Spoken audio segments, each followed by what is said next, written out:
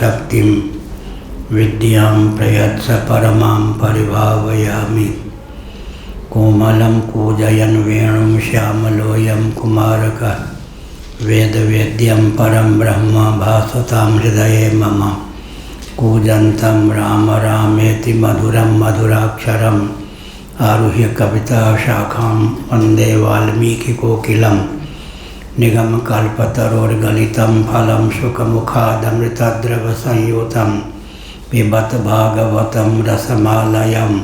मुहुरहो रसिका भुवि भावुकाः तृणादपि सुनिचेन तरोरपि सहिष्णुना। अमानिना मानदेन कीर्तनीय सदा हरि नारायणाखिल गुरो भगवन्नमस्ते शिवाय नमः शिवलिंगाय नमः। तन्मे मनः शिव संकल्पमस्तु सर्वे भवन्तु सुखिनः। श्री राम जय राम जय जय राम। श्री राम जय राम जय जय राम। श्री राम जय राम जय जय राम। श्री राम जय राम जय जय राम। श्री राम जय राम जय जय राम। श्री राम जय राम जय जय राम। धर्म की जय हो, अधर्म का नाश हो, प्राणियों में सद्भावना हो, विश्व का कल्याण हो, गौ माता की जय हो, गौ हत्या बंद हो, भारत अखंड हो। सार्वभूत हृदय धर्म सम्राट स्वामी श्री करपात्री जी महाराज की जय हो। श्री जगन्नाथ महाप्रभु की जय हो। श्री बलभद्र महाप्रभु की जय हो। भगवती सुभद्रा देवी की जय हो। चक्र सुदर्शन महाभाग की जय हो। हर हर महादेव। गोविंद जय जय गोपाल जय जय। गोविंद जय जय गोपाल जय जय। राधा रमण हरि गोविंद जय जय। राधा रमण हरि गोविंद जय जय। श्री कृष्ण गोविंद हरे मुरारे। श्री कृष्ण गोविंद हरे मुरारे। हे नाथ नारायण वासुदेव। हे नाथ नारायण वासुदेव। नारायण नारायण नारायण। कहाँ चलेगा?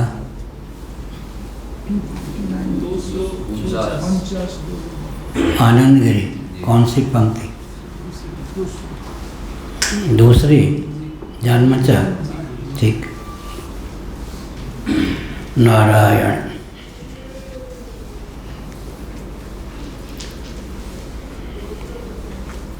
जन्मचा बृहदारण्यक उपनिषद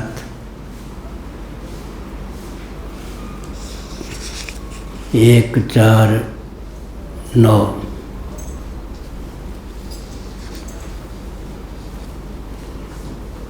आनंदगिरी टीका 249 पृष्ठ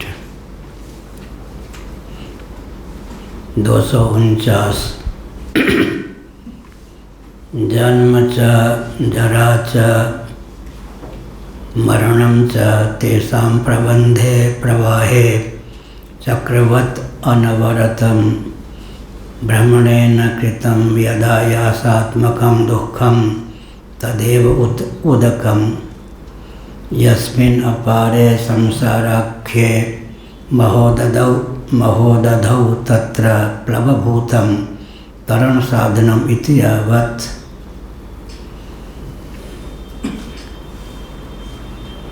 जन्म प्राप्त होता है,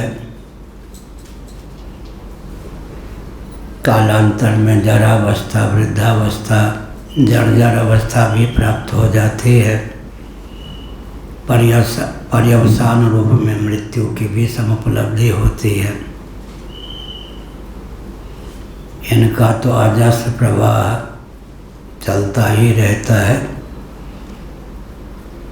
एक एक जीव ने अनादिकाल से अब तक जितने शरीरों को शव बना दिया है, कदाचित एक कालावच्छेदेन उसे अपने द्वारा त्यागे गए शरीरों का दर्शन प्राप्त हो, तो एक एक जीव के द्वारा त्यागे गए शरीरों से कोटि कोटि ब्रह्मांड पट जाएं। इतना ही कह सकते हैं कि अब तक जितने शरीरों को शव बनाया है, उनकी अपेक्षा वर्तमान शरीर एक अधिक है। अनादि में गणित की गति नहीं होती, अनंत में गणित की गति नहीं होती। ईश्वर के कार्यालय में भी लेखा जोखा नहीं है कि अनादिकाल से अब तक एक एक जीव ने कितने शरीरों को शव बना दिया है। जन्म जरा मरण के बीच में अपनी ओर से व्याधि जोड़ लें। जन्म मृत्यु जरा व्याधि दुख दोष का दर्शन अनुदर्शन करना चाहिए। दुख दोषानुदर्शनम गीता में कहा। अनुदर्शन का अर्थ होता है दुख रूप दोष तो पहले से ही सुलभ है, लेकिन उस पर ध्यान केंद्रित करने की आवश्यकता है। तेषां प्रबंधे प्रवाहे चक्रवत अनवर्तम भ्रमणेन, इनके प्रवाह में चक्रवत ऐसे अनवरत का अर्थ विराम रहित, भ्रमण कृत जो आयास है वही दुख है। तदेव उदकम, वही भव सिंधु में जल स्थान पर है। यस्मिन अपारे संसाराख्य महोदधौ, जिस अपार संसार संज्ञक महोदधि में जगत और संसार दोनों शब्दों का अगर एक स्थल पर प्रयोग हो, तब पुनरुक्ति दोष के वारण के लिए यह मर्यादा निर्धारित की गई है कि ईश शिष्ट द्वैत प्रपंच का नाम जगत है, जीव शिष्ट द्वैत प्रपंच का नाम संसार है।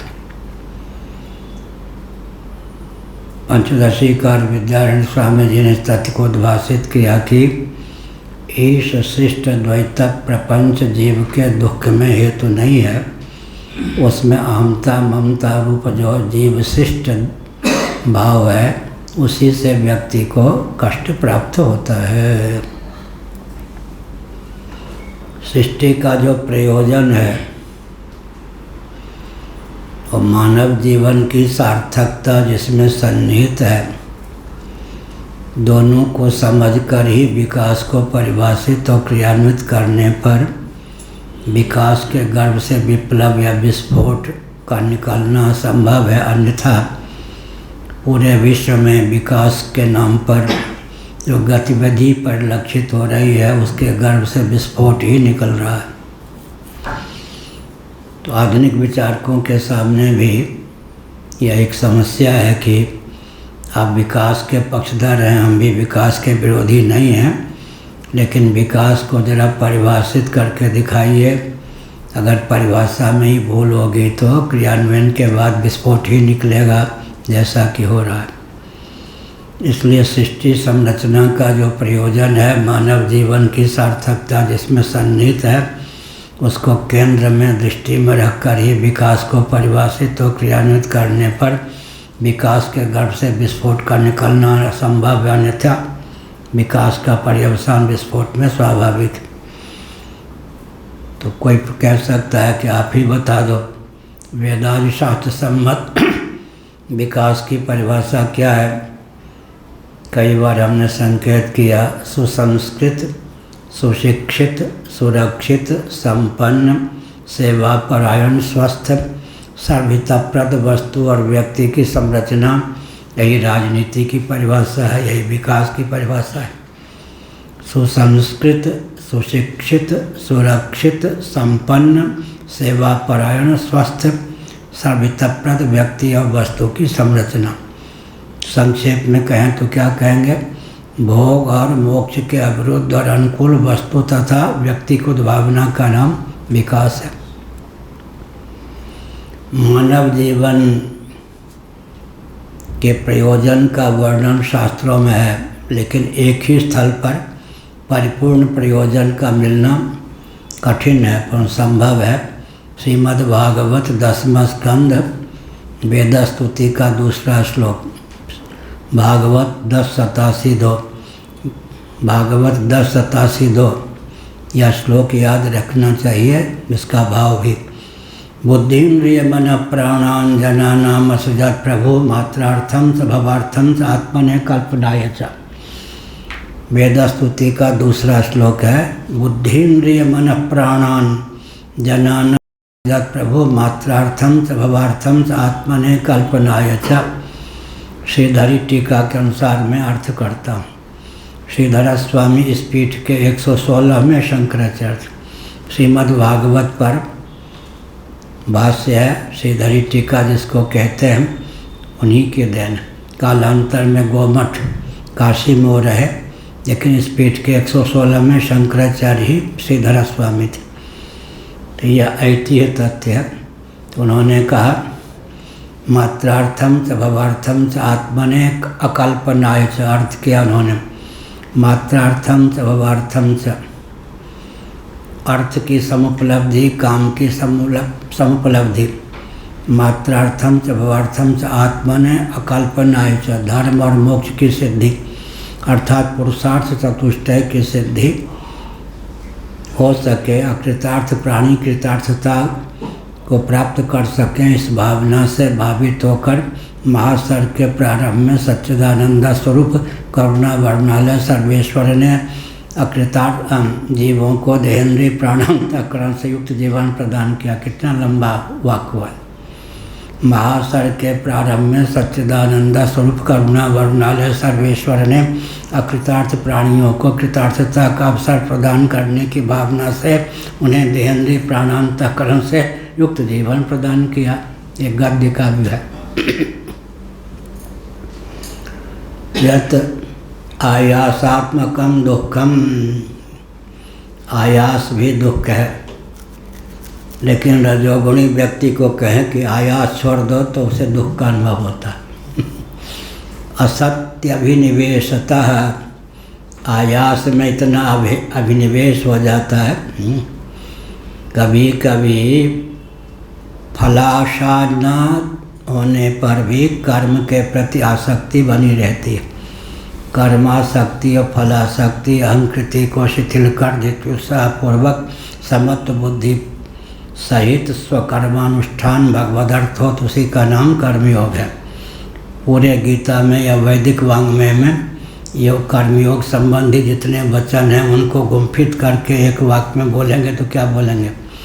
कर्मासक्ति फलासक्ति अहंकृति को शिथिल कर जिज्ञासापूर्वक समत्व बुद्धि सहित भगवदर्थ स्वकर्मानुष्ठान का नाम कर्मयोग है। कर्म को योग बना देना। योग की परिभाषा गीता में बहुत बढ़िया है। कई जगह समत्व का नाम योग है और सबसे बढ़िया वियोग का नाम योग है। तम विद्याद दुख संयोग वियोगम योग संगीतम, 6ठा अध्याय। साहित्यिक भाषा है। वियोग का नाम योग कैसे होगा? दुख के संयोग के वियोग का नाम योग है। कितना बढ़िया। दुख के संयोग के वियोग का नाम योग है। दही ले लो दही के समान, वियोग ले लो वियोग। कोई बाबा घूमे मारने दौड़ेंगे लोग। बाबा को बाबा भी मारने दौड़ेगा। चेला से वियोग, चेली से वियोग, धन से वियोग, मान से वियोग। लेकिन भगवान ने कहा मैं तो वियोग ही दूंगा। वियोग ले लो वियोग। न बाबा तैयार हुए न बाबू। अंत में भगवान ने कहा दुख संयोग का वियोग। दुख का वियोग न कह के क्या कहा? संयोग भी जोड़ दिया। दुख के संयोग का वियोग सबने काम में चाहिए। वियोग तो सबको अप्रिय है, लेकिन वियोग सबके लिए प्रिय हो सकता है। चुलबुली भाषा में हमने कहा तम विद्याद दुख संयोग वियोगम योग संगीतम। उसको जानना चाहिए जो दुख के संयोग का वियोग संज्ञक योग है। गीता 6ठा अध्याय। योगो निर्विण्ण चेतसा, आगे का। ऐसे ही हानि ले लो हानि। अब बाबा भी मुकर गए, सबको लाभ। गृहस्थों के यहाँ जाएंगे, व्यापारियों के यहाँ एक जगह लिखा होता है शुभ, एक जगह लाभ। अशुभ का प्रवेश यहाँ नहीं है, हानि का प्रवेश नहीं है, पहले कह दिया। अशुभ का प्रवेश नहीं और हानि का प्रवेश नहीं। भगवान श्री कृष्ण ने कहा मैं तो हानि देने आया हूँ, हानि ले लो हानि। बाबा भी मान, बाबू भी मान। भगवान ने क्या कहा? प्रसादे सर्व दुखा नाम हानि रस्वपजायते। क्या सर्व दुखों की हानि सबने कहा में चाहिए। तो हानि भी प्रिय हो गई और वियोग भी प्रिय हो गया। दुख के संयोग का वियोग सबको प्रिय है। और तम विद्या दुख संयोग वियोगम योग संगीतम प्रसादे सर्व दुखानाम हानि रस्वपजायते। सर्व दुखों की हानि सबको प्रिय है। यहाँ पर जन्म जरा मरण व्याधि अपनी ओर से जोड़ लें। तेषाम प्रबंधे प्रवाहे चक्रवत अनवर्तम। चक्रवत कहा, चक्रवर्त का अनवरत माने विराम रहित, लेकिन अपनी ओर से इतना जोड़ना चाहिए सर्व की दशा में महाप्रलय अगर ना हो तो एक विचित्र बात, 31 नील 10 खरब 40 अरब वर्षों तक हम आप महाप्रलय की अवधि में भगवान से एकीभूत होकर शेष रहते हैं। इस समय जो निर्विकल्प समाधि हो किसी को, वह भी महाप्रलय की दशा में जिस भाव से भावित होकर हम रहते हैं उसके सामने झक मारे। इस समय तो निर्विकल्प समाधि भी तोड़ने के कई प्रकल्प हो सकते हैं। चिल्लाने लगे, धक्का मार दे, जल का प्रवाह उस पर छोड़ दे। लेकिन महाप्रलय में तो किसी की दाल नहीं गलती। 31 नील 10 खरब 40 अरब वर्षों तक श्रीमद् भगवद गीता के 8वें अध्याय के अनुसार मानवोचित गणना की दृष्टि से महाप्रलय की दशा में हम लोग रहते हैं। चलो, महाप्रलय का तो स्मरण नहीं है, सुसुप्ति का तो स्मरण है या नहीं? अगर सुसुप्ति ना हो तो हम आप विक्षिप्त हो जाएं या नहीं? करुणा वर्णालय सच्चिदानंद स्वरूप सर्वेश्वर ने निर्विकल्प समाधि के विकल्प के रूप में सुसुप्ति हम जीवों को प्रदान की। पूज्य स्वामी कृष्ण बोधाश्रम जी महाभाग ज्योतिषपीठ के शंकराचार्य जी 1972 में एक दिन के लिए सादरा के चिंतामण शर्मा के बुलाने पर वृंदावन में आए और उड़ियाबाजी महाराज के यहाँ रुके। अन्य ट्रस्टी लोग शांतानंद जी को जोशी मठ का शंकराचार्य मानते थे, इसलिए आश्रम वालों ने कोई प्रचार प्रसार नहीं किया जानबूझकर। लेकिन मैंने देखा कोई ग्लानि नहीं, कोई म्लान नहीं मुख पर। सत्संग भवन में अकेले बैठे थे कृष्ण बोधाश्रम जी महाभाग। उन दिनों मेरा नाम ध्रुव चैतन्य था। मैं चरणों के पास कुछ दूरी पर बैठ गया। बहुत सीधे साधे महापुरुष थे, भाषा भी बहुत सुगम बोलते थे, हमारी तरह पेचीदी भाषा नहीं बोलते थे। उन्होंने पूछ दिया, कहो साहब ईश्वर को क्या गरज पड़ी कि उसने गाढ़ी नींद बना दी? उनका ही वाक्य है, सन 72 की बात। कहो साहब, ब्रज का शरीर था, वहाँ साहब बोलते हैं। कहो साहब ईश्वर को क्या गरज पड़ी कि उसने गाढ़ी नींद बना दी? मैंने उचित नहीं समझा उत्तर देना। मैं उत्तर देता तो मौन रह जाते, समय अहंकारी। मैंने कहा मैं आपका बालक विद्यार्थी हूँ, आपने जो प्रश्न किया है उसका उत्तर आपके मुखारबिंद से सुनना चाहता हूँ। 45 मिनटों तक झूमते हुए बिल्कुल प्रसन्न होकर उन्होंने क्या किया, इस प्रश्न का उत्तर दिया। आगरा नज़दीक में है ना वृंदावन के। उन्होंने कहा निर्विकल्प समाधि के विकल्प के रूप में कदाचित हमको तुमको गाढ़ी नींद ईश्वर की कृपा से सुलभ न होती तो हम तुम आगरा के पागल खाने में ही होते। क्या शब्दावली हमारी है, वो बहुत सीधे साधे ढंग से बोलते थे। भाव वही, बात सच्ची है या नहीं? सुसुप्ति क्यों प्रिय है? द्वंद्व और दुख की पहुंच सुसुप्ति में नहीं है, यही ना सार्वभौम सिद्धांत है। सुसुप्ति गाढ़ी नींद क्यों प्रिय है? सर्दी, गर्मी, भूख, प्यास इत्यादि किसी द्वंद्व की पहुँच गाढ़ी नींद में नहीं है। दैहिक, दैविक, भौतिक ताप में किसी ताप की पहुँच गाढ़ी नींद में नहीं है। उसके पीछे रहस्य क्या है? अहमिचा प्रसुप्ते, श्रीमद्भागवत 11 स्कंध। अहमिचा प्रसुप्ते, अहमिति के सो जाने के कारण, अहम के सो जाने के कारण द्वंद्व और दुख से विनिर्मुक्त हम रहते हैं। मियाँ की दौड़ मस्जिद तक, दुखों की दौड़ अहमिति तक। अहमिति सो जाए तो अहमिति तक प्रसुप्ते, अहमिति के प्रसुप्त हो जाने पर किसी द्वंद्व और दुख की पहुँच नहीं है। अब वो श्री वैष्णव महान भावों को विचार करना चाहिए। अगर सचमुच में अहम ही आत्मा हो तो अहम की एक रसता सिद्ध नहीं होती, क्योंकि सुषुप्ति में अहम सो जाता है। इसलिए अहमर्थ से ऊपर वास्तव में जो अहम का लक्ष्यार्थ है उसी को आत्मा समझना चाहिए। अगर अहम को ही आत्मा समझेंगे तो जो संकोच और विकासशील है उसमें तो अनित्यत्व रूप प्रसक्त होता है, उसका अनात्मत्व सिद्ध होता है। दूसरी बात है कि प्रक्रिया की दृष्टि से विचार करें तो प्रकृति विकृति कोटि का पदार्थ है ना। अहम से ऊपर महत्तत्व है, महत्तत्व से ऊपर अव्यक्त है, अव्यक्त से ऊपर आत्म तत्व है, आत्मा के नीचे अव्यक्त, अव्यक्त के नीचे महत्तत्व, महत्तत्व के नीचे अहम तत्व। तो इसका अर्थ हुआ कि प्रकृति विकृति कोटि का पदार्थ, अर्थात कार्य का नाम विकृति है और उपादान कारण का नाम प्रकृति है, जिसमें विकृति का लक्षण भी चरितार्थ हो, प्रकृति का लक्षण भी चरितार्थ हो, उसको प्रकृति विकृति कहते हैं। नीचे पोता, ऊपर पिता, बीच में ऊपर पिता, बीच वाला जो होगा क्या होगा? उसके ऊपर तो पिता है, नीचे पुत्र है, बीच में हुआ है ना। प्रकृति विकृति दोनों, पुत्र और पिता दोनों का लक्षण उसमें चरितार्थ हुआ है नहीं। अपने पिता की दृष्टि से विचार करें तो पुत्र है, अपने पुत्र के दृष्टि से विचार करें तो क्या है? पिता है।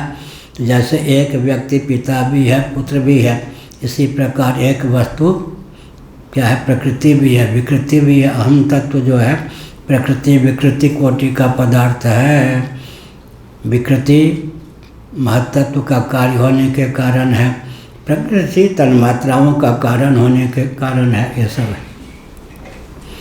जन्म च जरा च मरणम च तेषां प्रबंधे प्रवाहे, प्रबंध का अर्थ है प्रवाह, अजस्र प्रवाह। चक्रवत अनवर्तम भ्रमणेन, चक्रवत अनवरत, यहाँ पर अपनी ओर से जोड़ना चाहिए सर्ग दशा में। सर्ग दशा में चक्रवत अनवरत लगातार भ्रमण से जो कृत आयास है, आयास, आयास ही दुख है। आयास्मकम दुखम, आयासात्मकम दुखम, आयासात्मक दुख। अब रजोगुणी की बात हमने कही, रजोगुणियों को हाथ पर हाथ रखकर बैठा दीजिए, उसको दुख होगा। बिना आयास के वह सुखी हो नहीं सकता। एक हरीश थे, संविधानंद जीवित हैं या नहीं पता नहीं, हम लोगों से दूरी रखते हैं, बहुत से सिद्ध हो गए हम लोगों के साथ वाले। विष्णु आश्रम जी महाराज को उन्होंने कहा, वो खत्री कुल के थे, हरीश नाम था, स्वामी अखंडानंद सरस्वती जी महाराज के कृपा पात्र थे। संविदानंद लोग कहते थे, संन्यास का नाम। पूज्य स्वामी विष्णु आश्रम जी महाराज से कहा, ये जो मजदूर हैं घंटों काम करते हैं तो इनसे कीर्तन करवाइए, और मैं एक निवेदन करता हूँ कि जो मजदूरी आप इनको देते हैं, कीर्तन करने पर वही मजदूरी इनको मिले। उन्होंने कहा ठीक है, तुम प्रयोग करके देख लो। मन में सोचा बच्चा है व्यवहार कुशल नहीं है। अब उन मजदूरों को कीर्तन करने के लिए बैठा दिया, मजदूरी जो मिलती थी वही कीर्तन। उन्होंने कहा ये लो मजीरा, ये लो झांझ, हमारा मन नहीं लगेगा। हम मजदूर को कीर्तन करने के लिए बैठा दोगे, कीर्तन वो करेंगे? जब तक सर पे भार न ढोरें, गर्मी ना हो, पसीना ना हो, एक दो गाली न दें, एक दो डंडा न पड़े, तब तक उनको शांति मिलेगी। इसलिए कहा कि चक्रवत अनवर्तम भ्रमणेन कृतम यत आयासात्मकम दुखम तदेव उदकम। आयासात्मक जो दुख है वही उदक है। उदक माने जल। यह पिछले दिनों कहा, कल भी कहा था, भवसागर का वर्णन चल रहा है यहाँ पर। भव सिंधु में था पाना, भव सिंधु के पार जाना, भव सिंधु का सुख जाना, अब भव सिंधु का आनंद सिंधु के रूप में उल्लसित हो जाना, इतने चरण हैं। यहाँ पर भव सिंधु का वर्णन है, पार जाने की बात कही गई। पहले भव सिंधु में था पाना, भवसागर था जो पावा, यह अब भव सिंधु के पार हो जाना। अब भव सिंधु सुखा जाए, नाम लेते भव सिंधु सुखाई। मरु का नाम लेते ही मरुजल सूख जाता है या नहीं? बिना यांत्रिक मानसिक तांत्रिक प्रक्रिया को अपनाए, या तो मरु है, तुम क्यों डरते हो, नाम मात्र से विज्ञान होता है। विज्ञान होने पर मरुजल सूख ही जाता है, क्योंकि था ही नहीं। तो नाम लेत भव सिंधु सुखाई। तो नाम लेने की प्रक्रिया क्या है? भव सिंधु में था पाना, फिर भव सिंधु के पार जाना, फिर भव सिंधु का सुख जाना, फिर भव सिंधु का आनंद सिंधु के रूप में उल्लसित होना। यहाँ वैखरी वाक्य के द्वारा भगवान नाम भव सिंधु में था पा सकते हैं। मध्यमा वाक्य से जप करने की विधा का आलम्बन लेंगे, भव सिंधु के पार जा सकते हैं। पश्चंती वाक्य का आलम्बन लेंगे तो भव सिंधु सूख सकता है। परा वाक्य में गति हो तो परा वाक्य का आलम्बन लेने पर भव सिंधु आनंद सिंधु के रूप में उल्लसित होता है। वैखरी वाक्य अक्व विसर्जनीय नाम कंठा इत्यसा नाम ताल। 8 संस्थानों का वर्णन है। अपनी ओर से 2 संस्थान और जोड़ लेना चाहिए, हृदय और नाभिमंडल। 10 संस्थानों के द्वारा शब्दोच्चारण होता, अक्षरों का विन्यास होता है। व्याकरण के अनुसार और तंत्र शास्त्र के अनुसार दोनों को मिलाकर हमने प्रक्रिया कही। अकुह विसर्जनीय नाम कंठा ऋत्वसानाम ताल ऋत्वसानाम मूर्धा। इन सब दृष्टियों से 8 संस्थानों से शब्द की निष्पत्ति होती है, वाक्य की निष्पत्ति होती है। उसमें हृदय और नाभिमंडल को जोड़ लेना चाहिए। 10 संस्थान हैं। 10 संस्थानों के योग से जो वाक्य की निष्पत्ति होती है उसका नाम है वैखरी।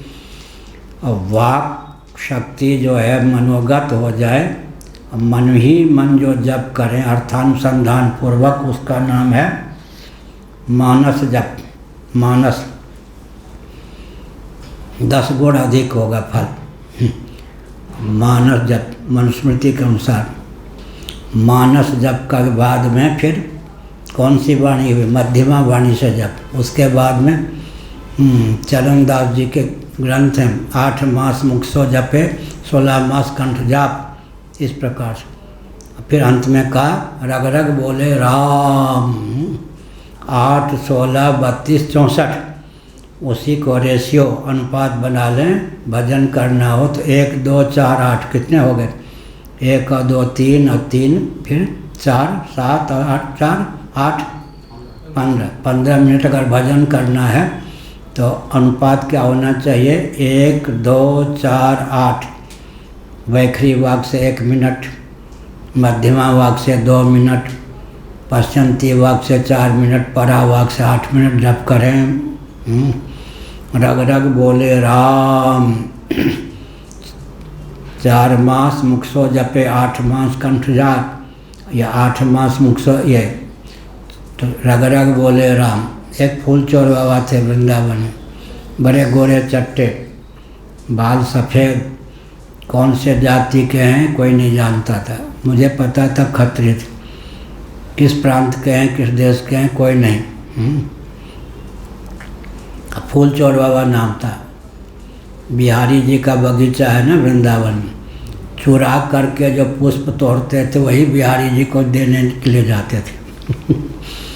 बहुतों ने उनको पीटा, परंतु चुरा के ही फूल ऊपर से कूद पड़े। कुछ जो चोरी किया हुआ फूल था वो भी बिहारी जी के बगीचे से जो चुराते थे फूल, वही बिहारी जी को चढ़ाने के लिए जाते थे, पुजारियों को देते थे, इसलिए उनका नाम हो गया फूल चोर बाबा।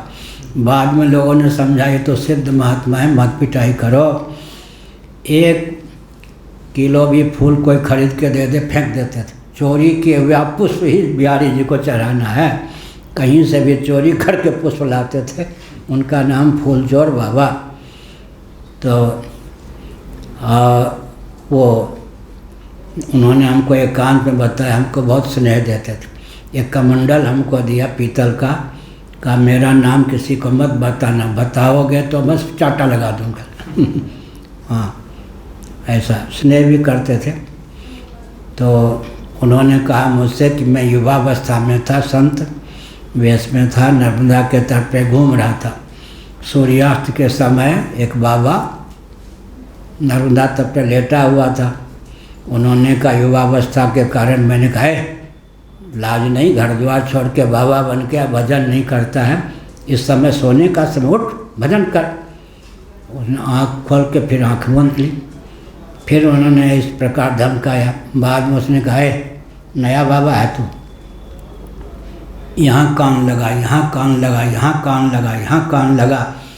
फूलचोर बाबा ने हमको अनुभव बताया, जहाँ काम लगा में राम, समझ लिया मेरा भजन। क्या राम राम, रग रग बोले राम। कर्माबाई की बात है या नहीं सब। वो गोबर के कंडे, चिपरी मैथिली में बोलते हैं। अब आपस में झगड़ा हो गया देवियों से, तुमने हमारे कंडे चुरा लिए, तुमने हमारे कंडे चुरा लिए। प्राय माताएँ झगड़ा करती हैं, साउथ जरूर बोलती हैं, साउथ कही के तुमने मेरे कंडे चुरा लिए। एक व्यक्ति उसका नाम सुन के आए थे कि सिद्ध है, तो झगड़ रही है कंडे के लिए, कंडे के लिए झगड़ रही है। वो समझ गई कि आया है मेरा दर्शन करने। उसने कहा सुनो बाबा, तुम न्याय कर दो, ये जो पड़ोसी महिला है साउथ, हाँ हमारे कंडे को मिला लिया है, देती नहीं है, तो तुम न्याय कर दो। जिस कंडे से राम राम आवे, समझो कि मेरे द्वारा वो कंडे बनाए गए। जहाँ जिस कंडे को राम राम हुआ या नहीं। इसलिए जिसके जीवन में भगवान नाम का जप है, और किसी वस्तु को छू दे, उस वस्तु में भी उस नाम का संचार हो जाता है। प्रज्ञा शक्ति, प्राण शक्ति का संचार हो जाता है। यह शक्तिपात की प्रक्रिया है।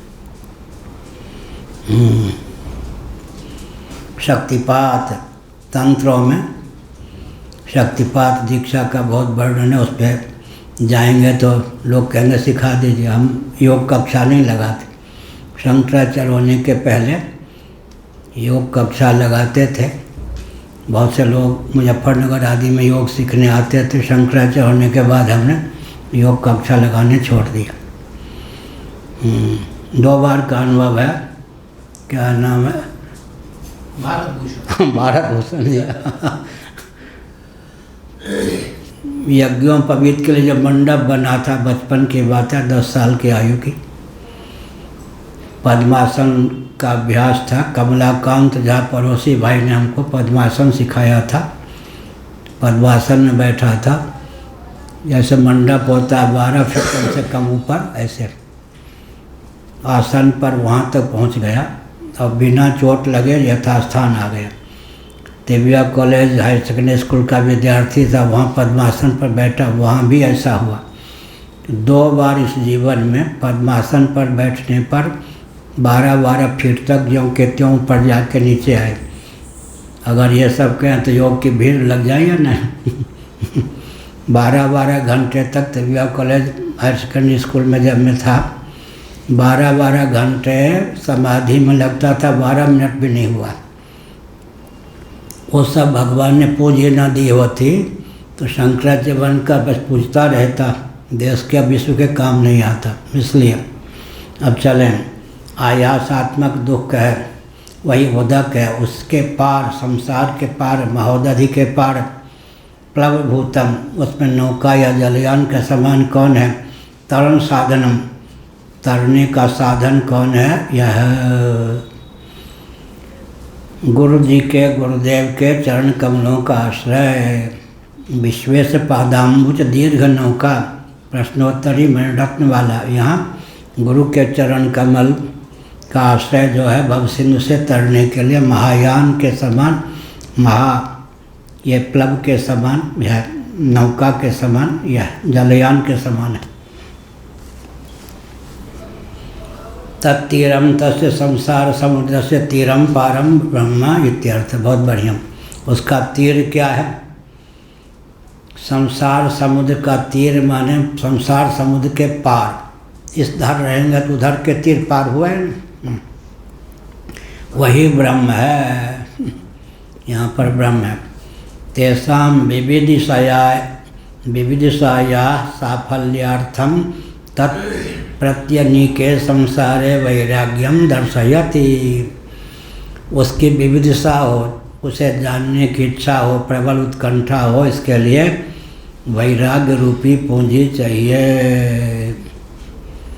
वैराग्य रूपी पूंजी नहीं तो भगवत तत्व के अनुसंधान का समय ही कहाँ मिलेगा? भव सिंधु में ही गोता लगाते रहेंगे।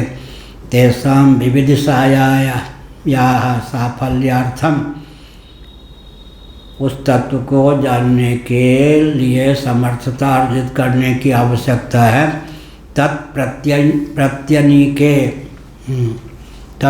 तत्प्रत्यनीके माने प्रतिद्वंद्वी। बहुत बढ़िया टिप्पणी में कहा, प्रतिद्वंद्वी नहीं, प्रत्यनीक माने प्रतिद्वंद्वी संसार है। संसार में गोता लगाते रहेंगे, या घट या पट या स्त्री या पुरुष या अपना या पराया या शत्रु या मित्र, इसी गोरख धंधा में फंसे रहेंगे तो भगवत तत्व के परिमार्जन का अवसर ही कहाँ मिलेगा? बहुत बढ़िया का प्रत्यनीके, उसका जो विरोधी है, दोनों होई एक संग भुआला, हंसब ठठाव फुलायब गाला। एक कालावत छेदन कोई ठाका मार के हंस ले और गाल फुला के रह ले, संभव है क्या? गाल फुला के रहेगा, ठाका मार के हंस नहीं सकेगा, और ठाका मार के हंसेगा तो गाल फुला के नहीं रहेगा। दो न हो एक संग भुआला, हंसब ठठाव फुलायब गाला। केकई ने ताना कसते हुए कहा महाराजा दशरथ को, पत्नी हो तो केकई जैसी, रुला दे मारे डाल। केकई जैसी बढ़िया। मंत्रियों ने राय दी किनको? दशरथ जी को। जैसी इसकी माता थी वैसे ये है, इसका त्याग कर दीजिए नहीं तो मारे बिना नहीं रहेगी। इसकी माता कैसे थी? इसके जो पिता थे उनको एक महात्मा ने वरदान दिया था, पक्षियों की भाषा तुम समझ जाओगे। हमारे गांव में थे तो व्याकरण के आचार्य, बहुत बड़े विद्वान जयकांत झा, लेकिन उनकी पत्नी मिथिला की थी, बरेली जो है उत्तर प्रदेश में, वहाँ पली थी।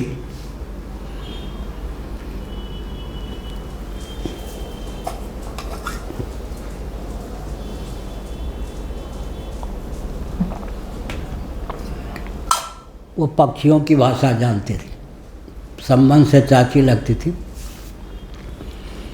तो महाराजा या केकई के पिता भी पक्षियों की भाषा जानते थे। अपनी पत्नी के साथ रात्रि में थे, कोई पक्षी कुछ बोल रहा था, सुन कर के ठहाका मार के हंसे। लेकिन जिस महात्मा ने पक्षी की बोली समझ जाओगे भर दिया था, कला विद्या आदि थी, उसने कहा किसी को बताओगे तो मर जाओगे। पत्नी ने कहा क्यों हंसे बताओ। अब पत्नी हो तो ऐसी, उन्होंने कहा हंसे तो यूँ क्या बोला वो पक्षी ने, ये बताओ। चिड़िया ने क्या कहा, मर जाऊंगा। मर जाओ चाहे मैं विधवा हो जाऊं, बताना पड़ेगा। उन्होंने कहा ये तो बड़ी विचित्र महिला है, पतिव्रता है या क्या है। तत्काल मंत्रिमंडल को बुलाया रात्रि में। मंत्रिमंडल ने कहा इसका त्याग कीजिए नहीं तो मारे डालेगी। इसी प्रकार लोगों ने कहा कि कई भी वैसे ही है जैसे उसकी माता थी, विधवा होने के लिए तैयार थी लेकिन हाथ छोड़ने के लिए तैयार नहीं थी, ऐसा ही है। तत्तीरम तस्य संसार समुद्र से तीरम पारम ब्रह्मा। उस पार कौन है, ब्रह्म है। माने उस पार है माने इस बीच में नहीं है। इसका अर्थ यह है कि ब्रह्म में ही भव सिंधु, आनंद सिंधु में ही भव सिंधु की भ्रांति है। भव सागर के पार जाना चाहते हैं तो ब्रह्म का आश्रय लें, परमात्मा का आश्रय लेंगे तो प्रपंच से अतिक्रांत जीवन होगा ही। प्रपंच में ही रचे पचे रहेंगे तो परमात्मा से सुदूर रहेंगे ही। कल भी कहा, परसों भी कहा, भगवान शंकराचार्य का भाव है, संस्कृत में है, मैं हिंदी में बता चुका हूँ, मुझे उससे बहुत बल मिला, इसलिए मैं बार बार कहता हूँ। क्या कहता हूँ, जो विरक्त होते हैं, विवेक का फल है ना वैराग। जो विरक्त होते हैं वो घाटे में रहते क्या। जो जिससे विरक्त होता है वह उसका अधिपति हो जाता है, और जो जिसमें अनुरक्त होता है वो उसका अधीन हो जाता है। शंकराचार्य ने भाष्य में लिखा। तो हम लोग घाटे में हैं क्या। क्या आज ही पढ़ रहा था, ये अहम की बात नहीं है, तत्व दृष्टि है।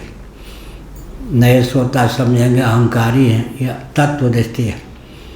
गोस्वामी जी ने लिखा, आगे इसी भाष्य में आएगा, क्या है, विषय करण सुर जीव समेता सकल एकते एक सचेता सबकर परम प्रकाशक जोई राम अनादि अवधपत सोई।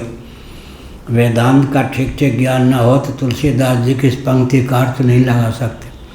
आधुनिक रामायणों की लाचारी यह है कि दर्शन से संबद्ध जितने वचन हैं किसी का अर्थ नहीं लगा सकते। कथा भाग कहते हैं, कथा भाग इसलिए अपूर्ण। मैं एक संकेत कर दूं, राधे श्यामी रामायण है या नहीं, बरेली के थे राधे श्याम जी, उन्होंने रामायण की रचना की। उन दिनों में उत्तर प्रदेश में था। मल्ला कहीं मल्ला हूँ से खेवा ले तारे भैया। स्थिति ये हो गई कि उत्तर प्रदेश और बिहार में राधे श्याम जी के द्वारा विरचित रामायण अच्छे अच्छे विद्वान भी ढोलक पर गाने लग गए थे। मुझे लगा कि अब रामचरितमानस को कोई पूछेगा नहीं। थोड़े समय बाद में राधे श्याम जी के रामायण को कोई पूछता नहीं। आज भी कहीं किसी पुराने पुस्तकालय में उत्तर प्रदेश में होगा क्या, राम जी का चरित्र ही राधे श्याम जी ने लिखा। आर्ष शैली न होने के कारण राम जी का चरित्र भी लोगों ने छोड़ दिया। इसका अर्थ हुआ या नहीं।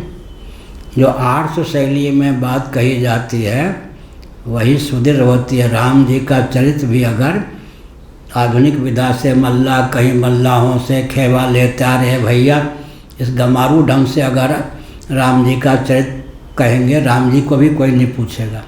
इसलिए जो आर्ष शैली में भगवत चरित्र का वर्णन किया जाता है उसी का महात्म्य होता है। राम जी तो राधे श्यामी रामायण के विषय हैं, तुलसीदास जी के रामायण के विषय भी हैं, वाल्मीकि रामायण के विषय भी राम जी हैं, प्रतिपाद्य हैं। लेकिन राम जी भी प्रतिपाद्य भले ही हो जाए, अगर आर्ष शैली में उनका प्रतिपादन नहीं है तो वह प्रतिपादन अधिक समय तक टिकता नहीं। इसलिए जो लोग कहते हैं शंकराचार्य सब क्लिष्ट बोलते हैं, उनको समझना चाहिए आर्ष शैली छोड़कर हम बोलेंगे कोई महत्व नहीं होगा, भले ही हम राम और ब्रह्म का ही प्रतिपादन क्यों न करें।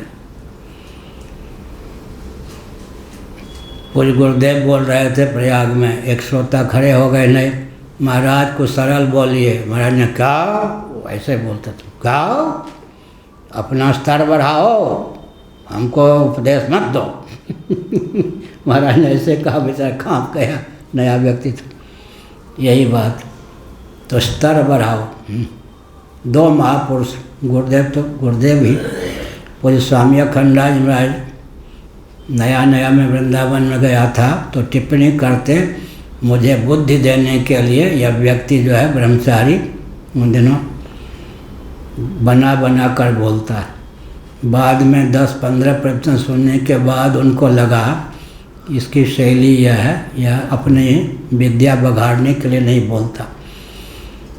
फिर उन बम्बई से में रहते थे, वृंदावन में साल में 2-3 महीने रहते। बाद में बम्बई छोड़ दिया उन्होंने।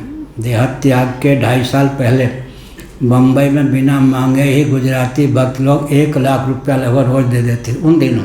आजकल तो 1 करोड़। फिर उन्होंने हमसे कहा बड़ी सभा में, दंडी स्वामी जी, लोगों को रिझाने के लिए कभी भी अपनी शैली को शिथिल मत कीजिएगा। आप भी अपनी शैली शिथिल कर देंगे तो हम किसको सुनेंगे।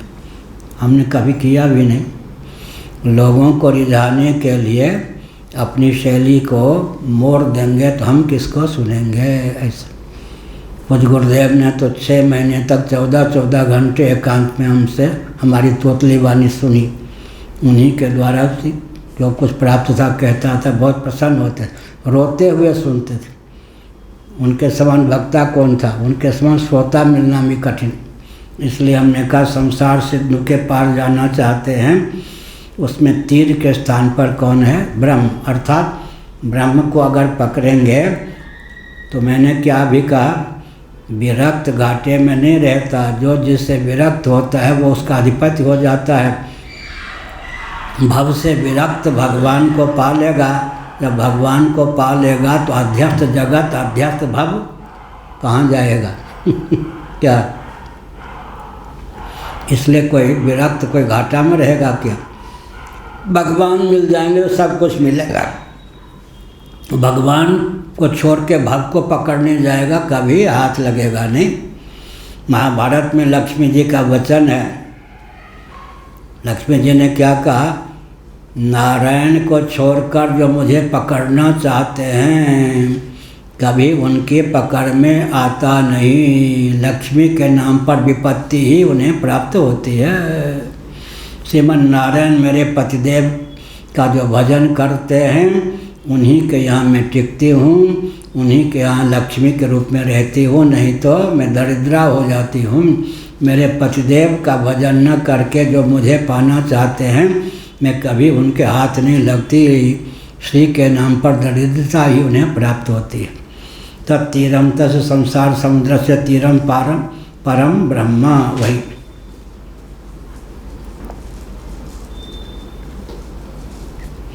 पारम है, या परम ही पाठ है सब में। हाँ, परम ब्रह्म ठीक, परम ब्रह्म ठीक है। परम ब्रह्म परमात्मा तत्व है। तेषां विविधिषायाः साफल्यम साफल्यार्थम तत् प्रत्यनीके संसारे वैराग्यम दर्शति। उसकी विविधता की सफलता के लिए आवश्यक है कि उसका जो प्रतिद्वंदी कोटि प्रविष्ट संसार है उससे वैराग्य होना चाहिए। इस तथ्य के उद्भाषण के लिए भगवान शंकराचार्य ने धर्म शब्द का प्रयोग किया। या धर्मा धर्म साधन यह सब कहा। 249 पृष्ठ दूसरी पंक्ति। आनंद गिरि जी की विशेषता है, एक एक शब्द के पीछे भाष्यकार भगवान के एक एक शब्द के पीछे जो तात्पर्य सन्निहित है उसको व्यक्त करते हैं। निर्वेदस्य निरंकुशत्वं वारयति। यह कहा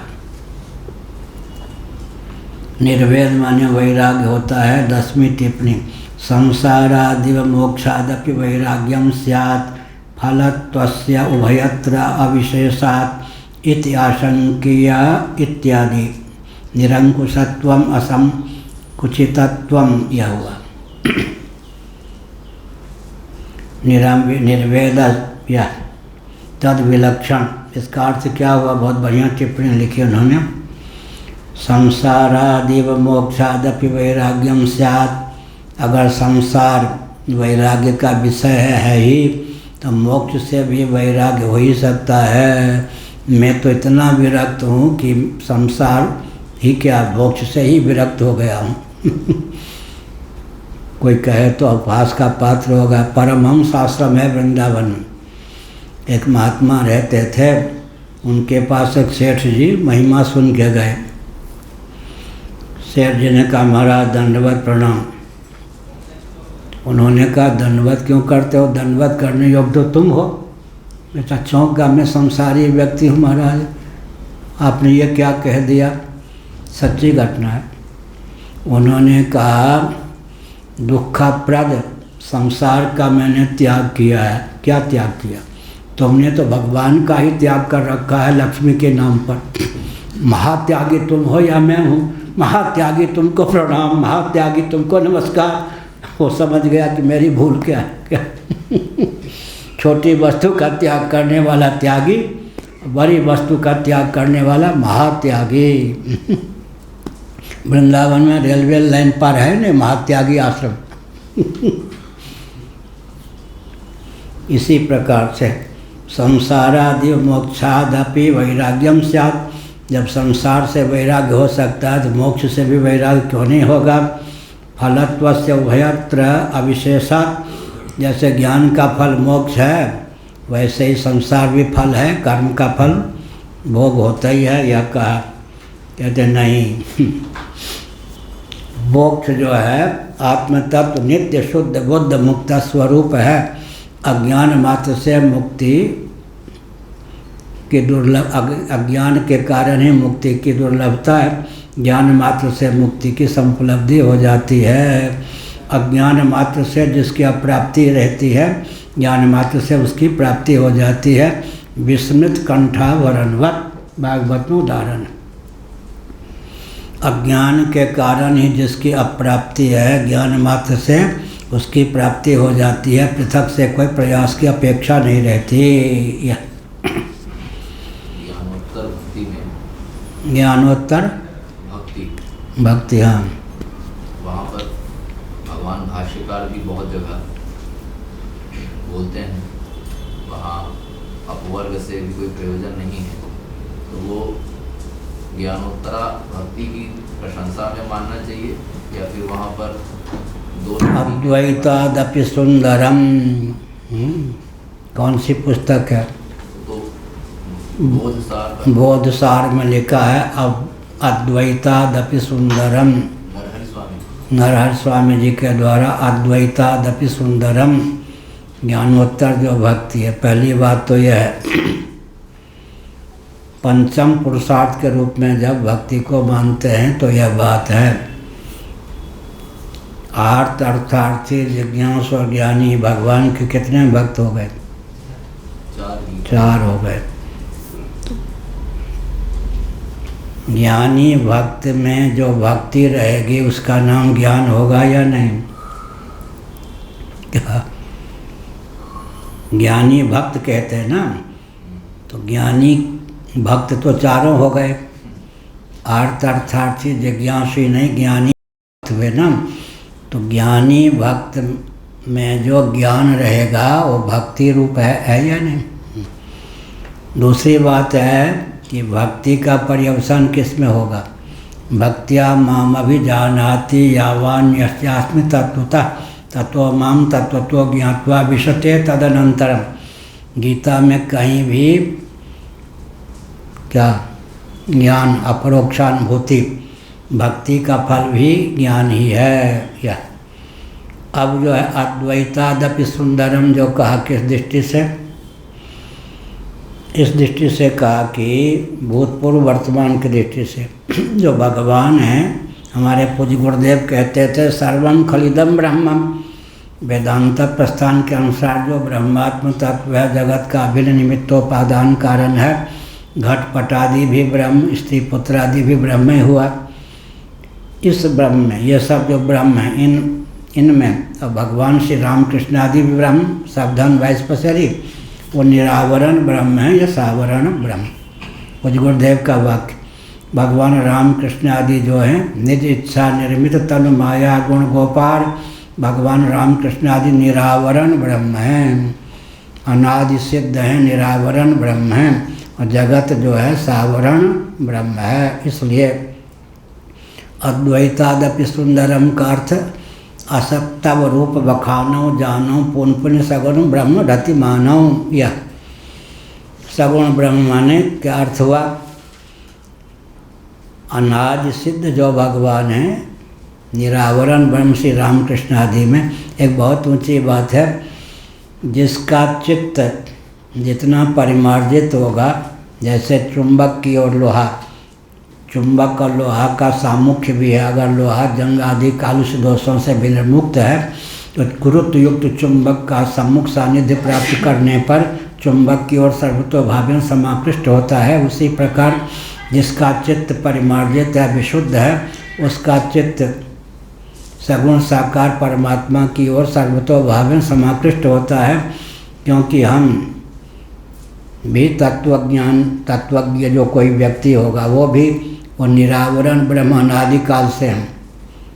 हमको अज्ञान जो है अनादि होने पर भी अनंत नहीं, लेकिन जो अनादि सिद्ध भगवान हैं उनके जीवन मुक्तों के आकर्षण के विषय स्वाभाविक होंगे ही। जीवन मुक्तों के आकर्षण के विषय स्वाभाविक रूप से भगवान होंगे ही, क्योंकि जिसका चित्त जितना शुद्ध होगा उसका चित्त उतना ही निरावरण श्री रामकृष्ण आदि की ओर समाकृष्ट होगा।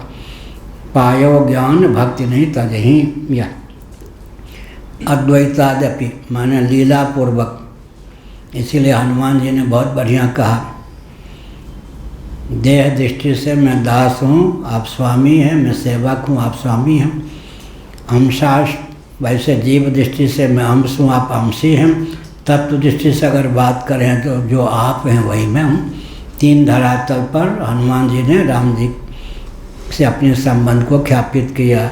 मैं सेवक हूँ, आप स्वामी हैं, मैं अंश हूँ, आप अंशी हैं, तू दयालु दीन हो, तू दानी हो, भिखारी विनय पत्रिका में।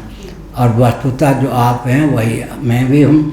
इसलिए तत्वज्ञानी के तत्वज्ञ के आकर्षण का केंद्र भगवान ही हो सकते हैं। तत्वज्ञानी जो है, तत्वज्ञ जो व्यक्ति है, उसके आकर्षण का केंद्र तो निरावरण श्री रामकृष्ण आदि ही हैं। अनादि सिद्ध जो रामकृष्ण आदि हैं वो अपना ही तात्विक स्वरूप, अपना ही तात्विक स्वरूप, तो उनके प्रति स्वभाव से ही भगवान के नाम रूप लीला धाम के प्रति तत्वज्ञों का चित्त, क्योंकि भगवान निरावरण ब्रह्म है, अनादि निरावरण ब्रह्म है, इसलिए समाकृष्ट हुए बिना नहीं रह सकता। वो अपना ही मौलिक स्वरूप, विद्योपाधिक भगवान जो है हमारे वास्तविक रूप हैं, तो आत्मीय होते हुए आत्मा स्वरूप हैं, आत्मा स्वरूप होते हुए आत्मीय हैं। इसलिए जो जितना तत्वज्ञ होगा भगवत तत्व के प्रति उतना ही समाकृष्ट होगा। वृंदावन में और नकली वेदांती लोग कहने लगे गुड्डे गुड्डी का खेल, ये क्या रखे और राधा कृष्ण की मूर्ति, ये सब कोई चीज़ है, ये नकली वेदांती। हमने पूज्य गुरुदेव को देखा, गमले में तुलसी का बिरवा था, कोई ये ढंग से चला उनके कक्ष में कि वो एक शाखा टूट गई, महाराज रोने लग गए, अरे अरे कौन पापी, किससे प्रमाद हुआ, तुलसी के शाखा टूट गए। उनके समान ज्ञानी को न भक्त क्या, भगवान सूर्य को एक एक नाम लेकर आदित्याय नमः 12 बार दंडवत करते थे, एक नाम लेकर जल दिया दंडवत करते थे। भक्ति की पराकाष्ठा, ज्ञान की पराकाष्ठा, योग की पराकाष्ठा कितनी थी। 2.5 घंटे शीर्षासन पर दुर्गा सप्तशती संपुट सहित मौखिक पाठ करते थे।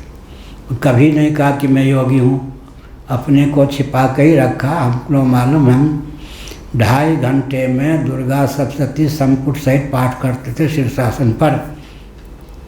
तो हमने संकेत किया, इसलिए जो निरावरण परमात्मा श्री रामकृष्ण आदि हैं उनके प्रति वे आत्मीय होते हुए आत्मा स्वरूप हैं, और जीवन मुक्तों के आकर्षण के केंद्र तो एकमात्र भगवत विग्रह ही हो सकते हैं। जो रामकृष्ण आदि से विरक्त है वो तो ज्ञानी के नाम पर कुछ और ही है, कलंक ही। यही माने कि हाँ, मान लीजिए कि लोक शिक्षण के लिए भक्ति की प्रशंसा में अपवर्ग से भी प्रयोजन नहीं है, था जो कहा गया वो धर्मनार्थ न काम रुचि गति न चाहो निर्वाण जन्म जन्म रति राम पद यह वरदान न आन। ये बढ़िया है। मोक्ष से भी, मोक्ष जो अधिकृत होने पर भी जो मोक्ष नहीं चाहेगा उसी को मोक्ष मिलेगा या नहीं? क्या अधिकृत होने पर भी जो मोक्ष नहीं चाहेगा उसको मोक्ष मिलेगा या बंध मिलेगा? यही है। अनधिकृत नहीं, अधिकृत होने पर भी जो मोक्ष नहीं चाहेगा उसको तो मोक्ष मिलेगा भी। ये भी योग्यता की ही कसौटी है। अच्छा, कैवल्य मोक्ष की योग्यता होने पर भी कैवल्य मोक्ष क्यों नहीं चाहते? कैवल्य मोक्ष का अर्थ हमने बताया, सच्चिदानंद मात्र होकर शेष रहना देह त्याग के बाद। मैं सच्चिदानंद स्वरूप हूँ ऐसी कल्पना भी नहीं होगी। कश्मीरी वेदांती और वल्लभ वेदांती जो होते हैं उनके अनुसार मुक्त जीव में अहमिति की कल्पना हो सकती है। कश्मीरी वेदांती क्या कहते हैं? मुक्त होने पर भी अहमिति बनी रहती है, लेकिन मैं सच्चिदानंद मात्र हूँ यह कल्पना भी शांत हो जाएगी। केवल सच्चिदानंद मात्र होकर रहेंगे तो मानो आकाश कल्प ही हो गए ना। इसलिए मैं सच्चिदानंद स्वरूप ब्रह्म हूँ यह कल्पना भी मोक्ष या सुसुप्ति में ही ये कल्पना नहीं पहुँच सकती। कैवल्य मोक्ष में कैसे पहुँचेगी? कैवल्य मोक्ष का अर्थ है स्थूल शरीर रहित, सूक्ष्म शरीर रहित, कारण शरीर रहित। तो सूक्ष्म शरीर रहित तो बुद्धि भी कहाँ रहेगी? बुद्धि नहीं रहेगी ना, तो निर्बुद्धि हो जाएगा क्या? अर्थात जैसा आत्मा स्वरूप ब्रह्म स्वरूप है वैसा होकर ही सदा के लिए रहना, अहमिति की स्फूर्ति से भी विरहित होकर रहना। इसलिए उसकी सहिष्णुता, केवल मोक्ष का वर्णन करना अलग है, केवल मोक्ष की सहिष्णुता बहुत कठिन है। ब्रह्म मात्र होकर रहना, ब्रह्मास्मि कल्पना भी न होना। तो अरबों खरबों व्यक्तियों में कोई एक केवल मोक्ष की सहिष्णुता से युक्त हो सकता है, नहीं तो नहीं। इसलिए सगुण साकार को लेकर सायुज्य मोक्ष, सारूप्य मोक्ष, सामीप्य मोक्ष, शास्त्रीय मोक्ष ये सब निर्वेद जो है आत्मा के लिए प्लव है। आत्मन प्लव, आत्मा के लिए प्लव माने दीर्घ नौका जलयान के समान है। वैराग्य, अब वैराग्य राग रसिको भाव भक्ति निष्ठा। भागवत में तो वैराग्य को ही राग कह दिया। वैराग्य राग, वैराग्य रूप राग का रसिक होना चाहिए। औरों के लिए वैराग्य नीरस है। भागवत में क्या कहा? धर्मम भज सत्यम त्यजलोक धर्मान। इसलिए वैराग्य राग रसिको भव भक्ति निष्ठ, भक्ति निष्ठ। तो तत्वज्ञ में जो भक्ति होगी वो चतुर्थ कोटि की भक्ति होगी तो ज्ञानात्मिका होगी या नहीं? और भक्ति का पर्यवसान ज्ञान में ही है। भक्तिया माम अभिजानाति। अब ज्ञान का पर्यवसान अगर भक्ति में है तो परोक्ष ज्ञान है या परोक्ष ज्ञान? परोक्ष ज्ञान। हाँ, ज्ञान का पर्यवसान अगर भक्ति में है तो ज्ञान क्या है? परोक्ष ज्ञान है। और भक्ति का पर्यवसान ज्ञान में है तो पंचम पुरुषार्थ लिया मधुसूदन सरस्वती जी ने। कहाँ से? ज्ञानी चकार से लिया। गीता में तो चारे का नाम है, चकार से पंचम पुरुषार्थ को मधुसूदन सरस्वती ने माना। चैतन्य महाप्रभु,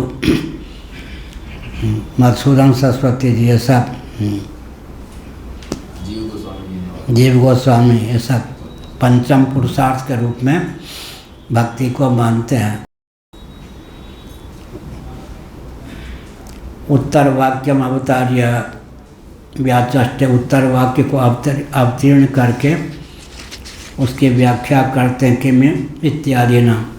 किम आहु इत्याह कौन है? 249 पृष्ठ की अंतिम पंक्ति भाष्य। अतपरायया तत् अक्षरम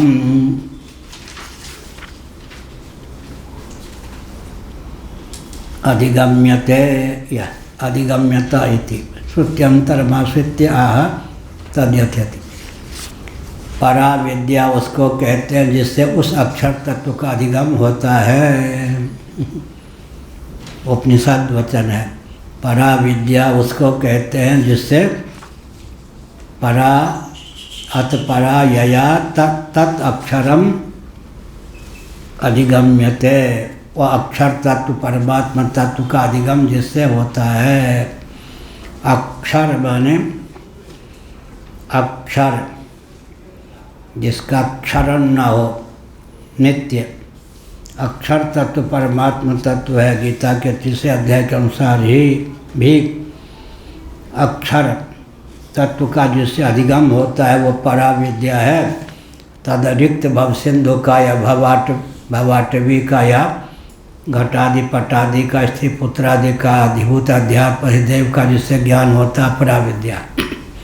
तो मैं कह रहा था विषय करण सुरजीव समेता सकल एकते एक सचेता सब कर परम प्रकाशक योई राम अनादि अवधपति सोई।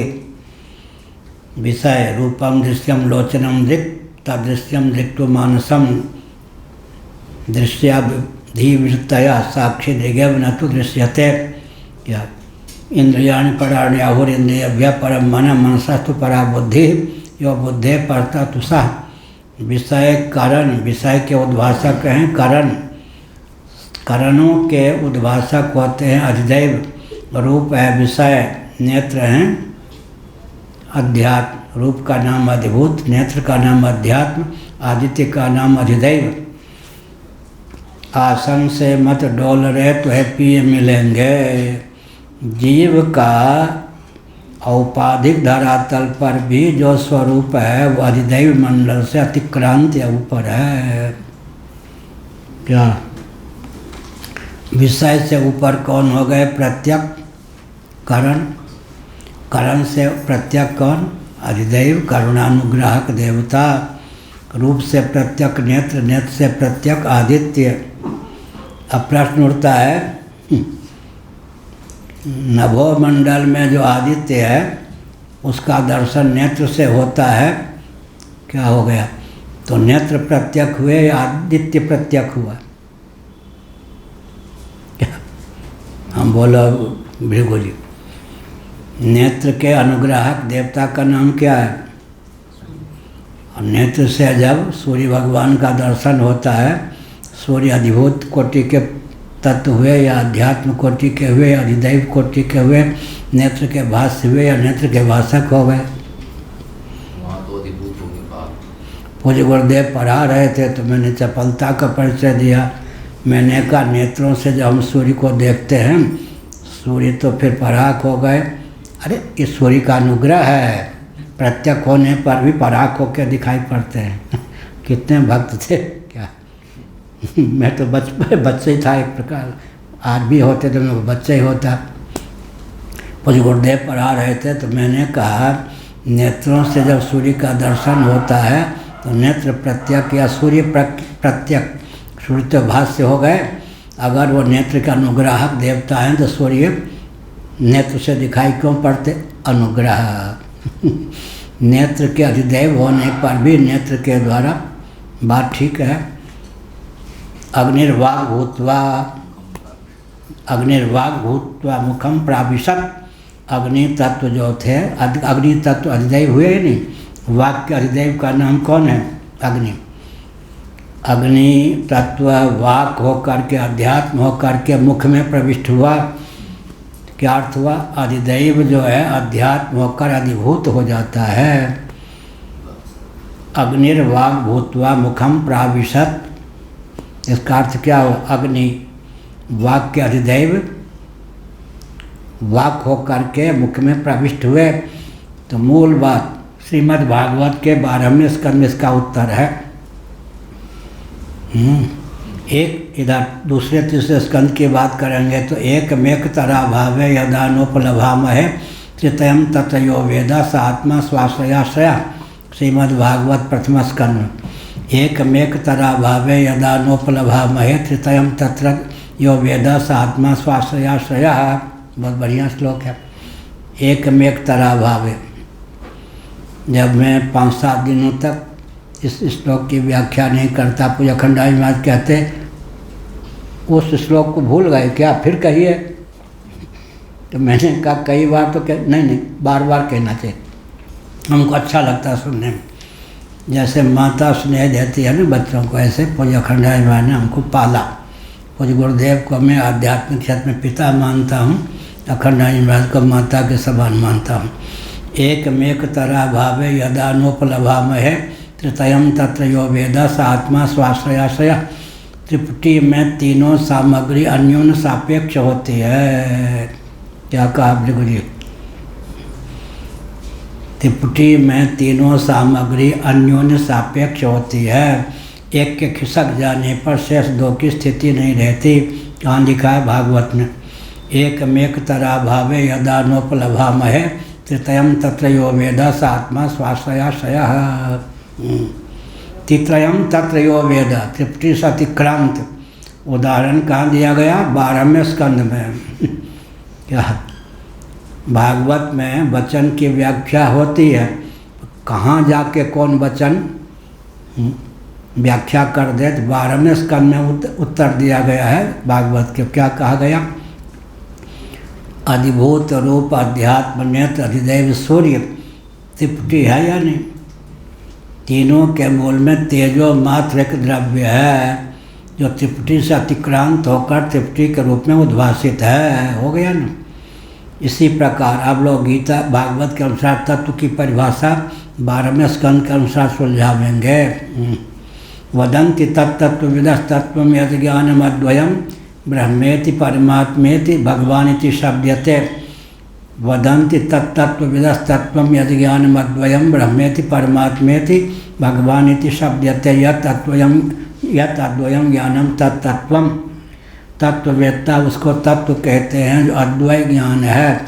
अद्वय ज्ञान का अर्थ क्या हुआ? ज्ञाता ज्ञान ज्ञेय में जो मध्यवर्ती ज्ञान है, आश्रय के रूप में ज्ञाता की, विषय के रूप में ज्ञेय की, उसे अपेक्षा है या नहीं? आश्रय विषय सापेक्ष हो जाने पर तत्व नहीं सिद्ध हुआ। एक विचित्र बात, त्रिपुटी से अतिक्रांत जो ज्ञान है वो तत्व है, लेकिन अगर त्रिपुटी के रूप में वह उद्भासित न हो तो बौद्धागम के समान निरात्मवाद का विभ्रम हो जाए। त्रिपुटी से अतिक्रांत जो ज्ञान है वो त्रिपुटी के अंत में मध्य में जाकर स्थित है। ज्ञाता ज्ञान ज्ञेय, तो ज्ञान जो त्रिपुटी के मध्य में है उसको आश्रय के रूप में ज्ञाता की, विषय के रूप में ज्ञेय की अपेक्षा है या नहीं? और त्रिपुटी से जो अतिक्रांत ज्ञान है वही ज्ञाता ज्ञान ज्ञेय के रूप में उद्भासित है। एकमेक तरा भावे यदा नोपलभामहे त्रितयम तत्र यो वेद स आत्मा स्वाश्रयाश्रयः। वदन्ति तत्तत्त्वविदस्तत्त्वं यद् ज्ञानमद्वयं ब्रह्मेति परमात्मेति भगवानिति शब्दते। हुआ? यह हुआ। कौन सी पंक्ति थी? ये 251 ना? 250 में आनंद गिरी। हाँ, यह मनुष्यायन मन्यन्ते तत्र विरुद्धम वस्तु भाति थी शेषा। यह का 11वीं टिप्पणी 12वीं टिप्पणी में कहा मनुष्य मते, मनुष्यों के मन मोक्षाख्य फलम। यह मनुष्य ग्रहणस्य कृत्यमाह मनुष्यति। मनुष्य ग्रहणम विशेषत्व अधिकार अज्ञापनार्थम भगवान भाष्यकार ने कहा। मनुष्य शब्द का प्रयोग क्यों किया गया? क्योंकि धर्म और ब्रह्म वेद के अपूर्व प्रतिपाद्य हैं। प्रमाणांतर से अनधिगत अबाधित अर्थ के प्रतिपादक होने पर वेदों का स्वतः प्रामाणिक सिद्ध होता है। जहाँ पर वेद प्रमाणांतर से अधिगत तथ्य के प्रतिपादक होते हैं वहाँ समझना चाहिए उतने अंशों में वेद वचन भी अनुवादक है। कहीं कहीं अनुवादक होने पर भी उनका वेद वचन का विशेष तात्पर्य सिद्ध होता है। जैसे कि नवार्य सर्वस्य कामाय सर्वं प्रियं भवति आत्मनस्तु कामाय सर्वं प्रियं भवति। बृहदारण्यक अनुवादिका श्रुति है या श्रुति के भी कई भेद हैं। जैसे बृहदारण्यक उपनिषद आदि के जैसे बृहदारण्यक आदि के अनुसार विचार करें और भविष्य शिव पुराण के अनुसार विचार करें, वहीं शिव पुराण के अनुसार विचार करें तो ब्राह्मण के 4 भेद हो गए। कल कहा था हमने, ब्राह्मण क्षत्रिय ब्राह्मण, वैश्य ब्राह्मण, शूद्र ब्राह्मण, विशेषण भी ब्राह्मण, विशेष भी ब्राह्मण, तो सोने में सुगंध ब्राह्मण। ऐसे श्रुति अपूर्व प्रमाणांतर से अनधिगत अबाधित अर्थ का प्रतिपादन करने वाली जो श्रुति है, श्रुति 1 नंबर की श्रुति। नहीं तो अनुवादिका श्रुति होती है, जैसे नवा अरे सर्वस्य कामाय सर्वम प्रियम भवति, आत्मनस्तु कामाय सर्वम प्रियम भवति। अन्यों में प्रीति आत्मा के लिए होती है, आत्मा में प्रीति किसी अन्य के लिए नहीं होती। एतावता आत्म तत्व पर प्रेमास्पद है, यह अनुवादिका श्रुति है, अनुभव से सिद्ध है। तथापि इस श्रुति का अंतर्निहित तात्पर्य क्या है? शेषी हो करके शेष की दास्ता मत मोल लो। क्या अनुवादिका श्रुति भी किसी विशेष तात्पर्य की अभिव्यंजिका होती है, जैसे कि नवा अरे सर्वस्य कामाय सर्वम प्रियम भवति, आत्मनस्तु कामाय सर्वम प्रियम भवति। यह है अनुवादिका श्रुति, क्योंकि अनुभव से सिद्ध है कि अन्यों की अपेक्षा आत्मा में सर्वाधिक प्रीति होती है। बेटा के पुत्र के लिए पुत्र प्यारा नहीं, पत्नी के लिए पत्नी प्यारी नहीं, पति के लिए पति प्यारा नहीं। अभिस्वंग की बात दूसरी है। ममतास्पद में अहमता जाके चिपक जाए तो उसका नाम अभिस्वंग। अनभिस्वंग शब्द का प्रयोग किया गया गीता के 13वें अध्याय में। अभिस्वंग का अर्थ होता है पत्नी के बीमार पड़ने पर लगे मैं ही बीमार हो गया, पुत्र के बीमार पड़ने पर लगे मैं ही बीमार हो गया, शिष्य के बीमार पड़ने पर लगे मैं ही बीमार हो गया। इसका नाम है ममतास्पद में अहमता जाके चिपक जाए। एक स्वभाव है, इसी का नाम अभिस्वंग है। भगवान को अहमतास्पद बनाना कठिन हो तो ममतास्पद बना लीजिए, आत्मीय बना लीजिए। ममता अपने आप अहमता का रूप धारण कर लेगी। जो ममतास्पद होता है कालांतर में अहमतास्पद हो ही जाता है। जिसको हम आत्मीय समझते हैं कालांतर में आत्मा होकर ही स्फुरित होता है। यह हुआ। तो मनुष्य मन्यन्ते, तो मनुष्य को क्या कहा? मनुष्य में प्रज्ञा शक्ति प्राण शक्ति परिपुष्ट है, कर्मों में अधिकृत भी है, ज्ञान में भी अधिकृत है, क्योंकि उसे कर्मेंद्रिय ज्ञानेंद्रिय अंतःकरण और प्राण इस योग्य सुलभ है। मनुष्य को वो आत्म तत्व का श्रवण भी कर सकता है, मनन भी कर सकता है, ध्यान भी कर सकता है, साक्षात्कार भी कर सकता है। कल हमने कहा यद्यपि जो देवता हैं उनकी कर्मेंद्रियाँ ज्ञानेंद्रियाँ उनके अंतःकरण प्राण इतने परिपुष्ट होते हैं, अगर वे चाहें तो भगवत तत्व का श्रवण मनन निधिध्यासन कर सकते हैं। लेकिन देवलोक का शरीर इतना दिव्य होता है, भोग भोगने में समर्थ होता है जीवन। अब भोग्य पदार्थ भी देवताओं को इतने प्रचुर सुलभ होते हैं, वहाँ भोग राग में ही देव योनि की अवधि को काट लेते हैं। अक्षीण्य पुण्य मर्त्यलोकम विशंति। मनुष्य का जो जीवन है दुख मिलना वरदान है या नहीं? वैराग्य के अनुकूल है या क्या? मनुष्य जीवन में दुख मिलता है तो वैराग्य की घाटी सुलभ होती है। देवताओं का शरीर इतना दिव्य होता है, भोग्य पदार्थ भी उनको प्रचुर प्राप्त होते हैं, भोग भोगने की क्षमता भी उनको प्रचुर प्राप्त होती है। भागवत श्रीमद् भागवत के 7वें स्कंद के अनुसार देवताओं के शरीर के लिए पारिभाषिक शब्द क्या प्रयुक्त है? द्रव्य सूक्ष्म विपाक। देवताओं का शरीर द्रव्य सूक्ष्म विपाकात्मक होता है, अर्थात पुण्यसार सर्वस्व होता है। द्रव्य सूक्ष्म विपाकात्मक। द्रव्य सूक्ष्म का अर्थ क्या हुआ? तन्मात्रात्मक।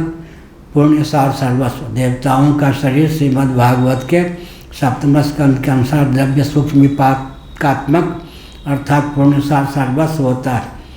इसलिए उनको दिव्य भोग्य की प्राप्ति होती है, भोग भोगने की क्षमता भी होती है। तो भोग भोगने में इतने अलमस्त हो जाते हैं कि वैराग्य नहीं हो पाता। यद्यप श्रवण मनन निधिध्यासन की क्षमता से संपन्न देव जीवन भी है। मनुष्य जीवन में जो दुख प्राप्त होता है वो भी वरदान है। वरदान क्यों है कि वैराग्य की घाटी सुगम है। परसों बताया था ना, एक हमारे गुरु भाई थे, गृहस्थ कोई, प्रतापगढ़ जिला के थे, नकली विद्यालय चलाते थे संस्कृत, और संपूर्ण विश्वविद्यालय से पूर्ण रूप से अनुदान प्राप्त करते थे। संस्कृत के पंडित पहले के ऐसे नहीं होते थे, बीच में होने लगे। जब पूज्य गुरुदेव से मैं पढ़ता था, अतिरिक्त समय में साधक लोग होते उनको पढ़ाता भी था, तो बहुत दूर बैठ कर यूँ सुनते, तो हम समझ गए कि भूल निकालने के लिए बैठे भूल निकालने के लिए। अब वो भूल नहीं निकाल पाए तो धीरे धीरे नज़दीक आए, फिर कुछ संपर्क। उन्होंने कहा महाराज पत्नी बहुत लथाड़ती रहती है, तो मैं कहता हूँ प्राणनाथ हूँ, तुम्हारा पति हूँ, चरणामृत लिया करो, पाँव दबाया करो। वो कहते हैं इतनी लथाड़ती हूँ फिर भी वैराग्य नहीं होता आपको। नकली विद्यालय चला करके लाखों रुपया कमाते हैं। स्वामी करपाती जी महाराज के शिष्य हैं, 2 महीने कम से कम जाके सत्संग तो करें। जब मैं इतनी ताड़ना देती हूँ, इतनी ताड़ना, तब वैराग्य नहीं होता। पाँव दबाऊंगी और चरण धोऊंगी तो कभी वैराग्य होगा, मेरा पिंड छोड़ोगे। स्वयं बताते थे, मेरी पत्नी ये कहती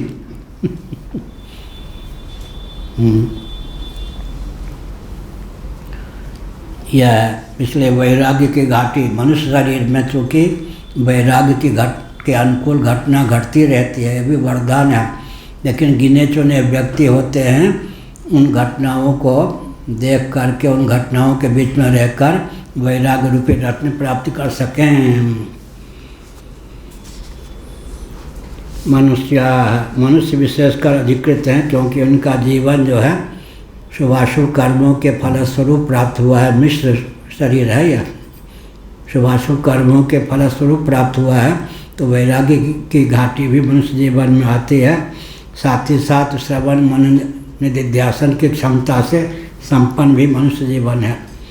विशेषतः सर्वा विसंवादेना इति यावत, जितने विसंवाद हैं उन सब से अतिक्रांत होकर के फिर व्यक्ति को वैराग्य भी हो सकता है। तथापि किमिति ते ज्ञानान मुक्ति सिद्धवत ब्रुवन्ति इत्याशंक्याः यथेति यथा कर्म विषय फल प्राप्ति ध्रुवम कर्मभ्यो मन्यन्ते तथा ब्रह्म विद्याया सर्वात्म भाव फल प्राप्ति ध्रुवम एवं मन्यन्ते।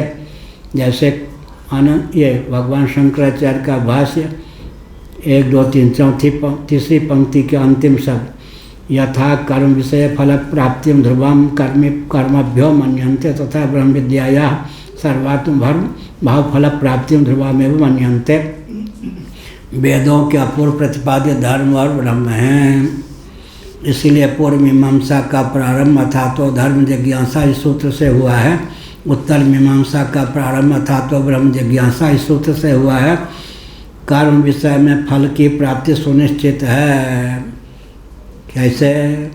स्वर्ग कामो यजेता, शास्त्र सम्मत कर्म अपने अधिकार की सीमा में करेंगे तो कर्म कभी व्यर्थ नहीं जाएगा। उस कर्म से, जिस कर्म का जो फल शास्त्रों में बताया गया है वह फल अवश्य मिलेगा, सुनिश्चित है। उसी प्रकार ब्रह्म विद्या से सर्वात्म भाव की सिद्धि रूप फल सुनिश्चित ही है। मन्यन्ते, ऐसा मानते हैं। ब्रह्म विद्यायाः सर्वात्म भाव फल प्राप्ति ध्रुवम एवं मन्यन्ते। यह कहा 9वीं टिप्पणी। उभयत्र साधनत्व, यह साधनत्व सत्य है। अगर कर्म का फल हमको मिलता है तो ज्ञान का फल क्यों नहीं मिलेगा? ज्ञान का फल मिलेगा। अब एक जो है ज्ञान जो हुआ अपने आप उत्पादक तो नहीं होता है, यहाँ ज्ञान मात्र से काम क्यों चल जाता है? इसलिए कि अज्ञान मात्र से जिसकी अप्राप्ति होती है, ज्ञान मात्र से उसकी प्राप्ति हो जाती है। विस्मृत कंठाभरणवत भागवत में उदाहरण दिया गया।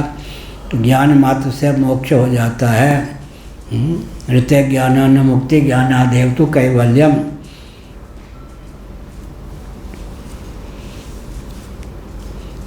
कर्मणा जायते भक्ति, शिव पुराण एक ही श्लोक है जो क्रम से बता देता है, नहीं तो फिर गीता को पढ़ने पर निश्चय कर पाना कठिन है कि क्रम क्या है। कर्मणा जायते भक्ति, भक्त्या ज्ञानम प्रजायते, ज्ञानात् प्रजायते मुक्ति। शिव पुराण उमा 51:10। शिव पुराण में स्पष्ट है, शिव पुराण का वचन है उमा खंड, हाँ उमा महेश्वर खंड है, 51 का वचन है। कर्मणा जायते भक्ति, भक्त्या ज्ञानम प्रजायते, ज्ञानात् प्रजायते मुक्ति। कर्म से भक्ति, भक्ति से ज्ञान, ज्ञान से मोक्ष का क्रम है। गीता को लेंगे तो ध्यानेनात्मनि पश्यन्ति केचिदात्मानमात्मना अन्य सांख्यन योगेन कर्म योगेन चा परे, ये सब आएगा।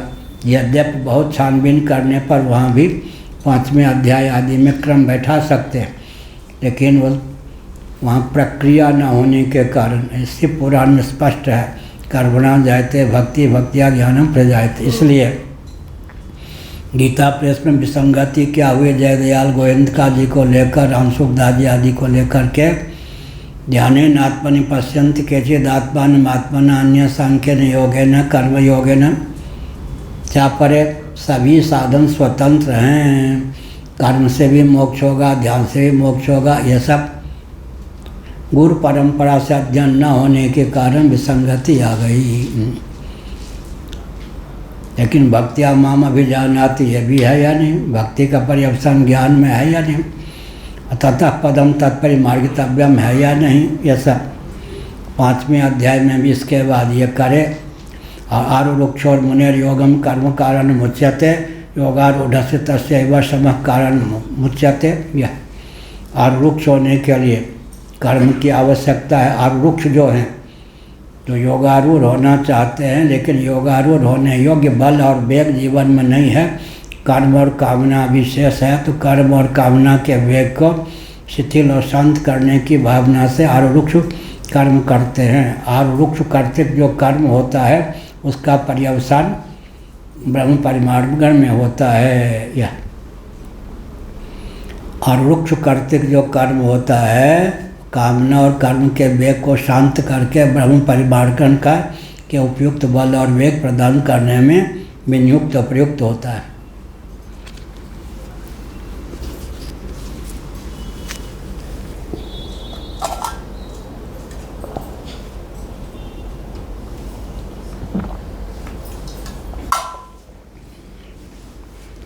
अब योगारूढ़ होने पर फिर कर्म न करे।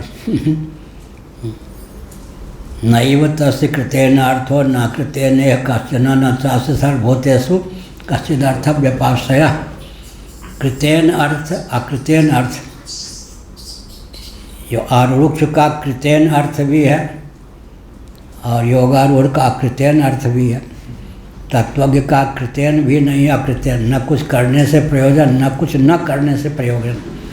आरुरुक्ष जो होते हैं उनका करने से प्रयोजन है, वो कर्म करेंगे तो अंतःकरण शुद्ध और समाहित होगा। और जो योगारूढ़ हैं वो शम विरति बहु कर्मा, सटदमशील विरति बहु कर्मा, तुलसीदास जी ने अनुवाद किया। विरति उपरति किसको कहते हैं? परमात्मा तत्व के अनुसंधान के अतिरिक्त जितने कर्म हैं सबसे विरत हो जाए। उपरति की स्थिति होना कठिन है। शम दम उपरति तितिक्षा श्रद्धा समाधान। उपरति का तुलसीदास जी ने बहुत बढ़िया किया।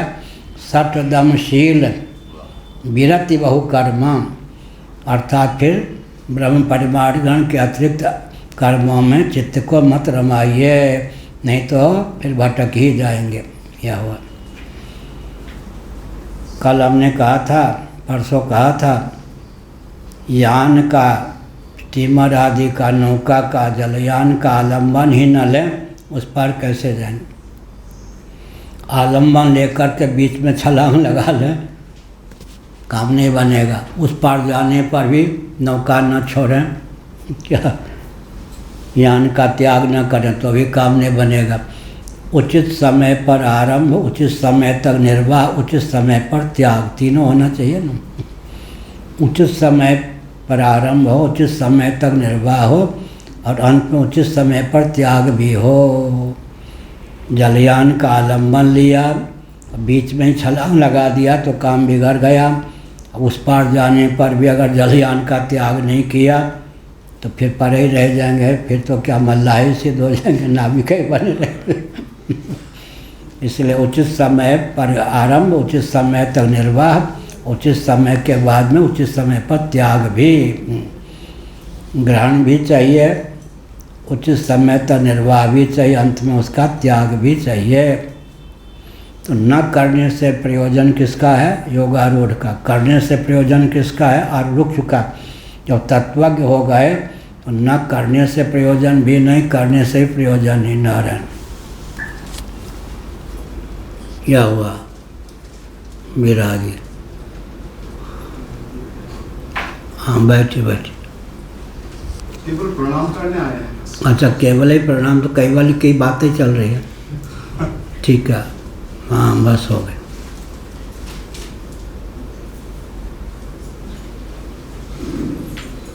ठीक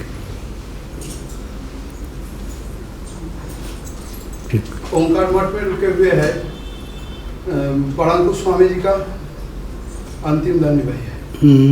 परांकुश स्वामी जी बंगाल में। अच्छा अच्छा ठीक। उनका शेष सन्यासी से है। सन्यासी हैं, ठीक ठीक। दंड किस चीज़ के है? हाँ? दंड किस चीज़ के है? किससे दंड बना है? बांस से बना है। बांस के? ठीक। त्रिदंडी स्वामी हैं। हाँ, त्रिदंडी। बढ़िया, ठीक, धन्यवाद। ठीक ठीक।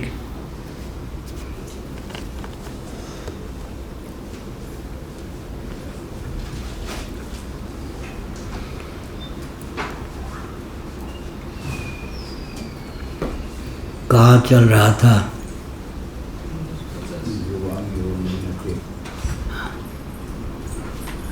हाँ,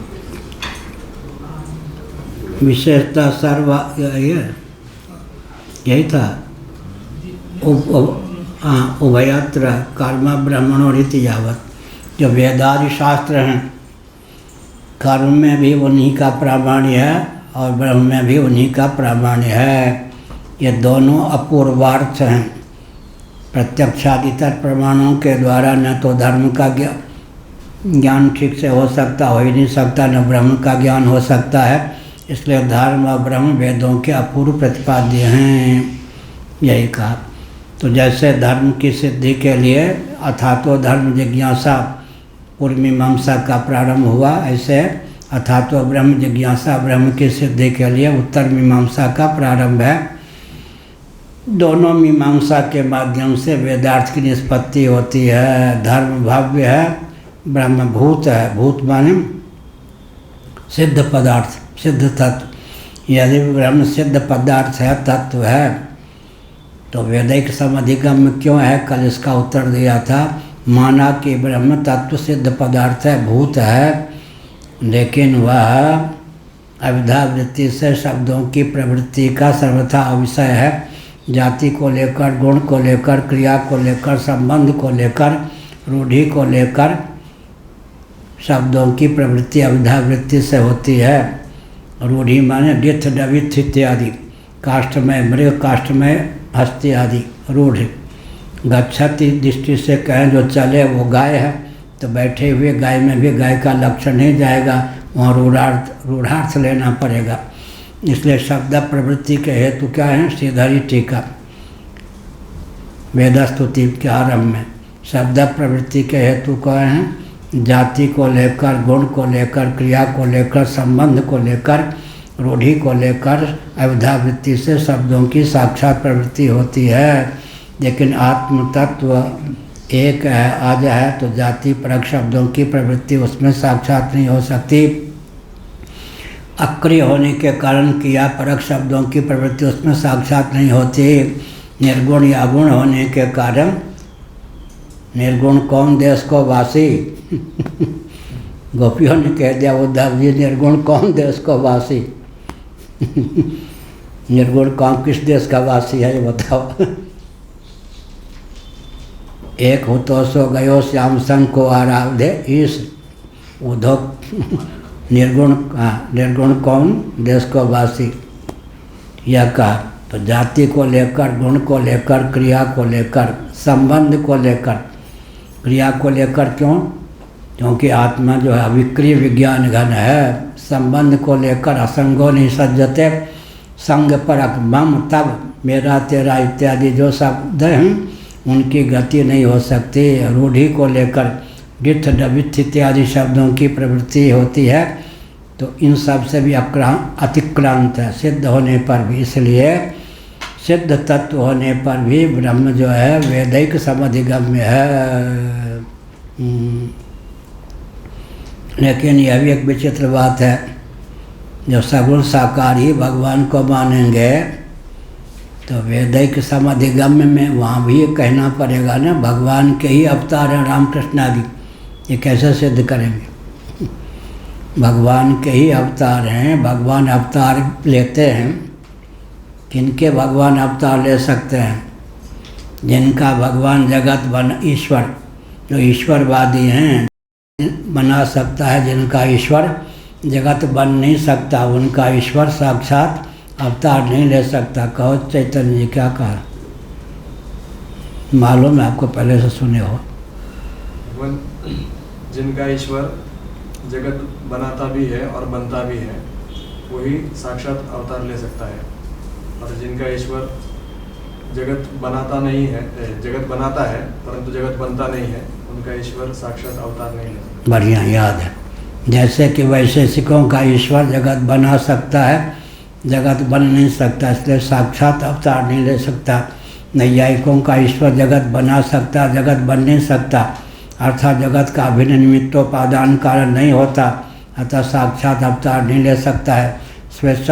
शेश्वर सांख्यवादियों का ईश्वर जगत बना सकता है, जगत बन नहीं सकता, इसलिए साक्षात अवतार नहीं ले सकता है। बाइबल और कुरान शरीफ का ईश्वर जगत बना सकता है, जगत बन नहीं सकता, इसलिए साक्षात अवतार नहीं ले सकता है। और आज समाजियों का ईश्वर जगत बना, वाह कितने महीने का है? 1 महीने का, तो बहुत भाग्यशाली है। हमने तो सन्यासी का दर्शन तब किया था 17 साल के थे। ये तो हाँ बस तबीयत ठीक हो जाएगी, बस रो मत। ठीक बस हो वहीं से बहुत ठीक हो जाएगा, ठीक हो जाएगा, ठीक हो। अच्युताय नमः। अब ठीक है, ठीक। नारायण, आप क्या कह रहे थे भाई? हाँ, जिनका ईश्वर जगत बनाता है, जगत बनता भी है, जगत का अभिन्न निमित्तोपादान कारण है, उन्हीं का ईश्वर साक्षात अवतार ले सकता है। क्या? नैयायिकों का ईश्वर जगत बनाता है, बनता नहीं, जगत का अभिन्न निमित्तोपादान कारण नहीं है, इसलिए साक्षात अवतार नहीं ले सकता। वैशेषिकों के ईश्वर की यही गति है, शेश्वर सांख्यवादी योगियों के ईश्वर की यही गति है। आर्य समाजियों के यहाँ मुक्त जीव के अवतार हैं श्री कृष्ण राम, उनके यहाँ भी ईश्वर साक्षात अवतार नहीं ले सकते।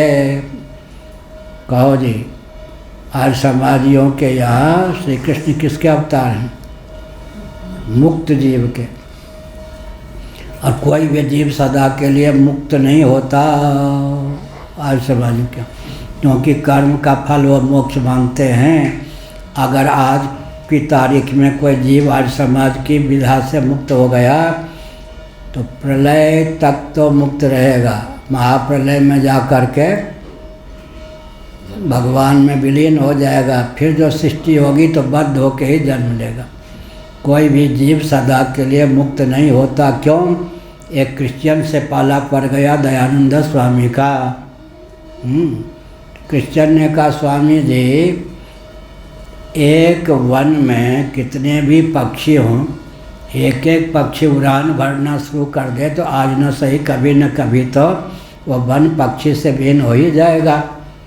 तो जीव का भंडार कितना भी हो, एक एक जीव जब मुक्त होता जाएगा तो जीव का भंडार समाप्त हो जाएगा। भगवान किसके लिए जगत की रचना करेंगे? अब दयानंद स्वामी अगर ये कह देते असंख्य हैं क्या असंख्य का अर्थ यह है कि करुणा के विषय नहीं है, उनका मस्तिष्क काम नहीं किया। उन्होंने कहा ठीक है, अब मैं किसी जीव का सदा के लिए मोक्ष नहीं मानूंगा महाप्रलय के बाद फिर बद्ध होकर जन्म लेंगे। कुछ स्वामी अखंडानंद कहते ठीक है तो है, जब कर्म का फल मोक्ष मानते हैं दयानंद जी, कर्म का फल अनित्य होता ही है, उनका मोक्ष अनित्य ही है हो गया। मुक्ता अपि लीला विग्रहम प्रगृहतम भगवंतम भजन्ते। भगवान शंकराचार्य ने नृसिंह पूर्वतापनी उपनिषद के भाष्य में इस तथ्य को उद्भाषित किया। श्रीधर स्वामी ने भगवान शंकराचार्य का नाम लिए बिना सर्वज्ञ आचार्य का वचन कह करके वेद स्तुति के प्रारंभ में शंकराचार्य की यह पंक्ति उद्धृत की है। उत्तर तापनी पर तो विद्यारण्य स्वामी जी का भाष्य है, नृसिंह पूर्व तापनी उपनिषद पर भगवान शंकराचार्य का भाष्य है। मुक्ता अपि लीला विग्रहम प्रगृह्यतम भगवंतम भजन्ते।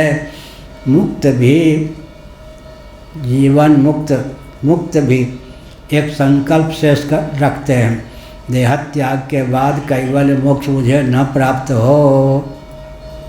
जैसे भगवान नित्य मुक्त होकर के भी लीला विग्रह धारण करते हैं, वैसे जब जब भगवान अवतीर्ण हो तो लीला परिकर होकर मैं भी जन्म लूँ लीला स्वादन के लिए। तो मुक्ता अपि लीला विग्रहम प्रगृहतम भगवंतम भजन्ते। शंकराचार्य कितने थे कि कौन आलोचना करेगा, उन्होंने सगुण साकार भगवान को कितना महत्व दिया। नृसिंह पूर्व तापनी उपनिषद पर शंकराचार्य का भाष्य, वहाँ का यह वचन है, मुक्ता अपि लीला विग्रहम प्रगृह्यत तम भगवंतम भजन्ते।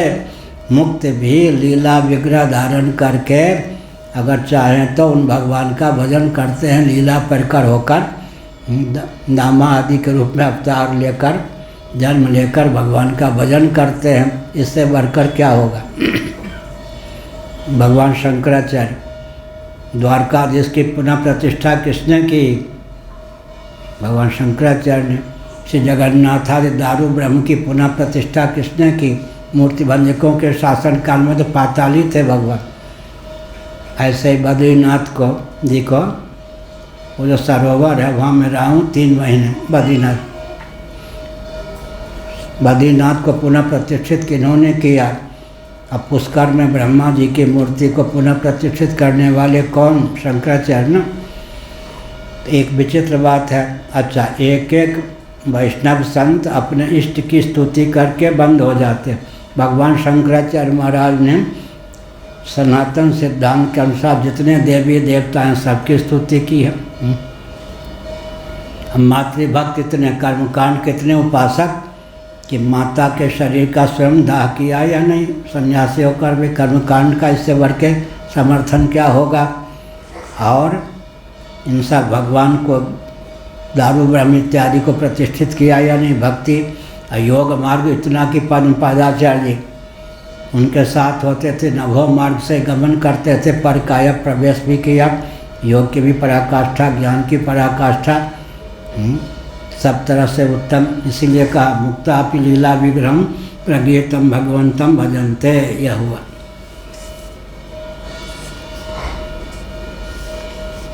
हाँ भाई, कहाँ चल रहा था? हाँ, तथापि किम इति ते ज्ञानान मुक्ति सिद्धवती के ज्ञान से मुक्ति उभयत्र कर्म ब्रह्मणो इति। उभयत्र कर्म में जैसे तस्मात् शास्त्रम प्रमाण होते वेद ही प्रमाण है, वैसे ही ब्रह्म के प्रतिपादन में भी वेद ही प्रमाण है। मुनः कल्पित विधा से क्या न धर्म का ज्ञान हो सकता है न ब्रह्म का ज्ञान हो सकता है।